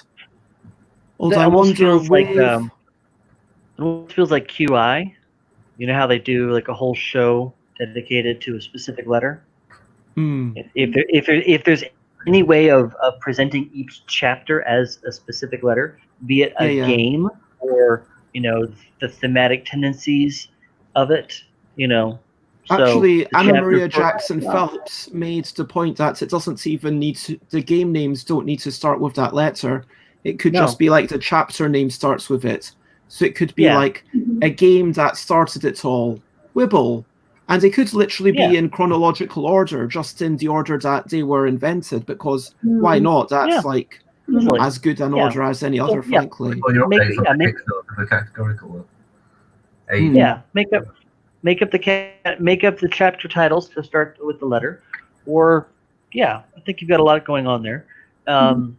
Obviously, would it be fair to assume the book includes a copy of the deck? I wasn't thinking that, because I was thinking, okay, you get the book and then you buy whichever version of the deck you want, because maybe you want the graffiti style deck, maybe you want the traditional typography. Oh, I should let me show you quickly something that I wanted to show. Let's share screen. So this is something that was drawn actually just today. Messenger, hope. Yep, there we go. So the letters aren't the final letters, but this was by someone else for a future version of the deck. So Mhm. this will probably, Okay. and then these are kind of, instead of different borders, the different suits would be different leaves that are in the middle. That's Mhm. pretty. Oh, nice. And you can see what Okay. they look like there. This was another idea. And then that's the alphabet, and that's kind of what it might look like when the letters are all painted, sort of thing. Oh, Okay. See, Bez, what I was picturing when you said you were writing a book, the very first place my mind went to was the folks that made Salem 1692 and some of the other books that have kind of historical context. They are the box is a book. It looks like a book from the front, from the side. You open it up, and then it's obvious there's game stuff inside. It looks like a hardcover book. Yeah. So what I was I picturing think I've for got you, Tortuga, whatever Yeah. year that is. exactly, yeah, same concept, and they all fit on a bookshelf right next to each other. So what I was picturing for yours is the hardcover book, or maybe a softcover book, something where the deck of cards gets attached or is physically a part of the book, such that you're not just reading the rules for something abstract. Here's a deck of cards right here. I mean, You know. I see where you're coming from, like wanting to have one thing to buy, but I almost feel like, you've got a lot of books that say, here's a bunch of games for playing cards, and you buy your chosen playing cards, and you buy the book separately.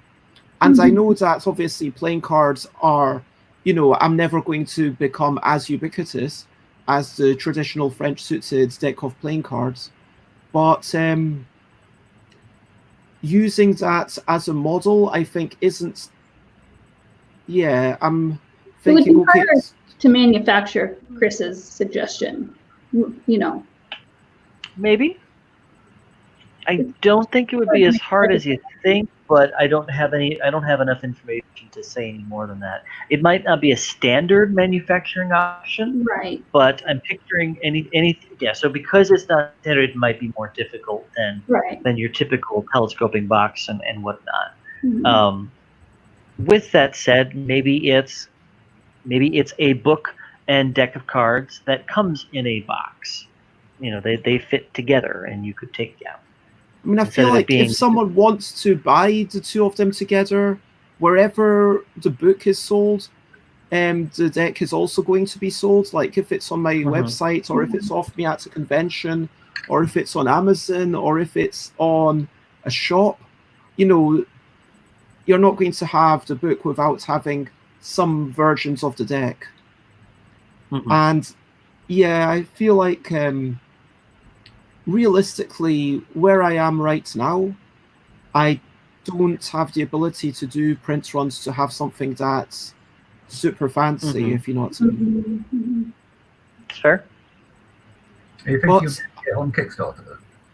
Oh, yeah, once it's kind of written and it's all ready to go, sort of thing. As an extra reward. I don't know if you can do a Broken and a basic version on the same Kickstarter. And it feels, there's definitely, at this point, I kind of need the Kickstarter to kind of fund it and make financial sense to even print a thing. And yeah, it's like, okay, I do the labor of putting the words together, which hopefully shouldn't be too much labor. It's going to mainly be the tricky bits. It's going to be the typesetting, because the rules should already be written for the website, really. But that's a little bit down the road. Well, let me know when you're ready to get started on our website, Bez, and we'll talk about that. For now, I'm going to jump off here and go get some dinner. Yeah, let's everyone wind down. It's been like really lovely to see you all, and thank you so much for joining me. I am going to ask you to answer the standard question, which is, what is something that you're looking forward to? Chris, what's a personal hope or a thing that you're looking forward to? Well, I'm looking forward to playtesting at the con tomorrow, and as part of the virtual playtesting group on Thursday. If you're listening to this or watching this, you're invited. We playtest Thursday nights, and for more information, you can go to virtualplaytesting.com. Beyond that, it is my wife's birthday this Saturday. So wow. we're going to take some time to get some dinner, and I'll wear a nice shirt or something, dress up, be classy a little bit. Lovely. It does happen once in a while, not often, tie? but it does happen. No, I do Okay. not own a tie. But just a button-up shirt. Well, yeah. When you're a nomad, it probably seems pretty absurd to carry around a tie. I could see that. So I have to tell this story because it's relevant to this. So Heather is absolutely correct. I own very little in terms of like formal clothing. So last year we went back to Canada for a wedding in my wife's family, and of course the notion of going just buying a suit to wear it precisely once and then leave it behind is kind of silly, but that is how you do it sometimes. So we frequented some of the thrift stores in the area so as to find something that's reasonably priced, something I wouldn't mind going back to once your things are done. I realized that, of course, I would look a little out of place without a tie, so I'm asking the relatives and everyone else that's gathered if anyone has an extra tie that would happen to go with this shirt. And I just kind of show off this shirt. And I go, oh, and then one of the uncles just literally opens this entire drawer or chest full of stuff, like those dual pull sort of things. And he's like, "Why do you have 35 ties in here?" That was just part of his dress code. So I will say I looked good that day. Ties are ridiculous. They need to die out. I mean, you could say the same for any sorts of ornaments or jewelry or anything, really. Yeah. Some of it, yeah. Most of the ornaments don't actually restrict your breathing or make you feel uncomfortable Yeah. for an hour. Well, chokers are a thing. Those. Yeah, I mean, For some, yeah. clues in the name there. They should as well. Yeah. For myself, I guess this is the thing I hope happens. You said hope, and so it made me think of this. I'm not sure if we're going to do it, but it turns out that the office that my husband works out of decided that they're never going to reopen the physical office, and everyone who worked there is going to be permanent remote.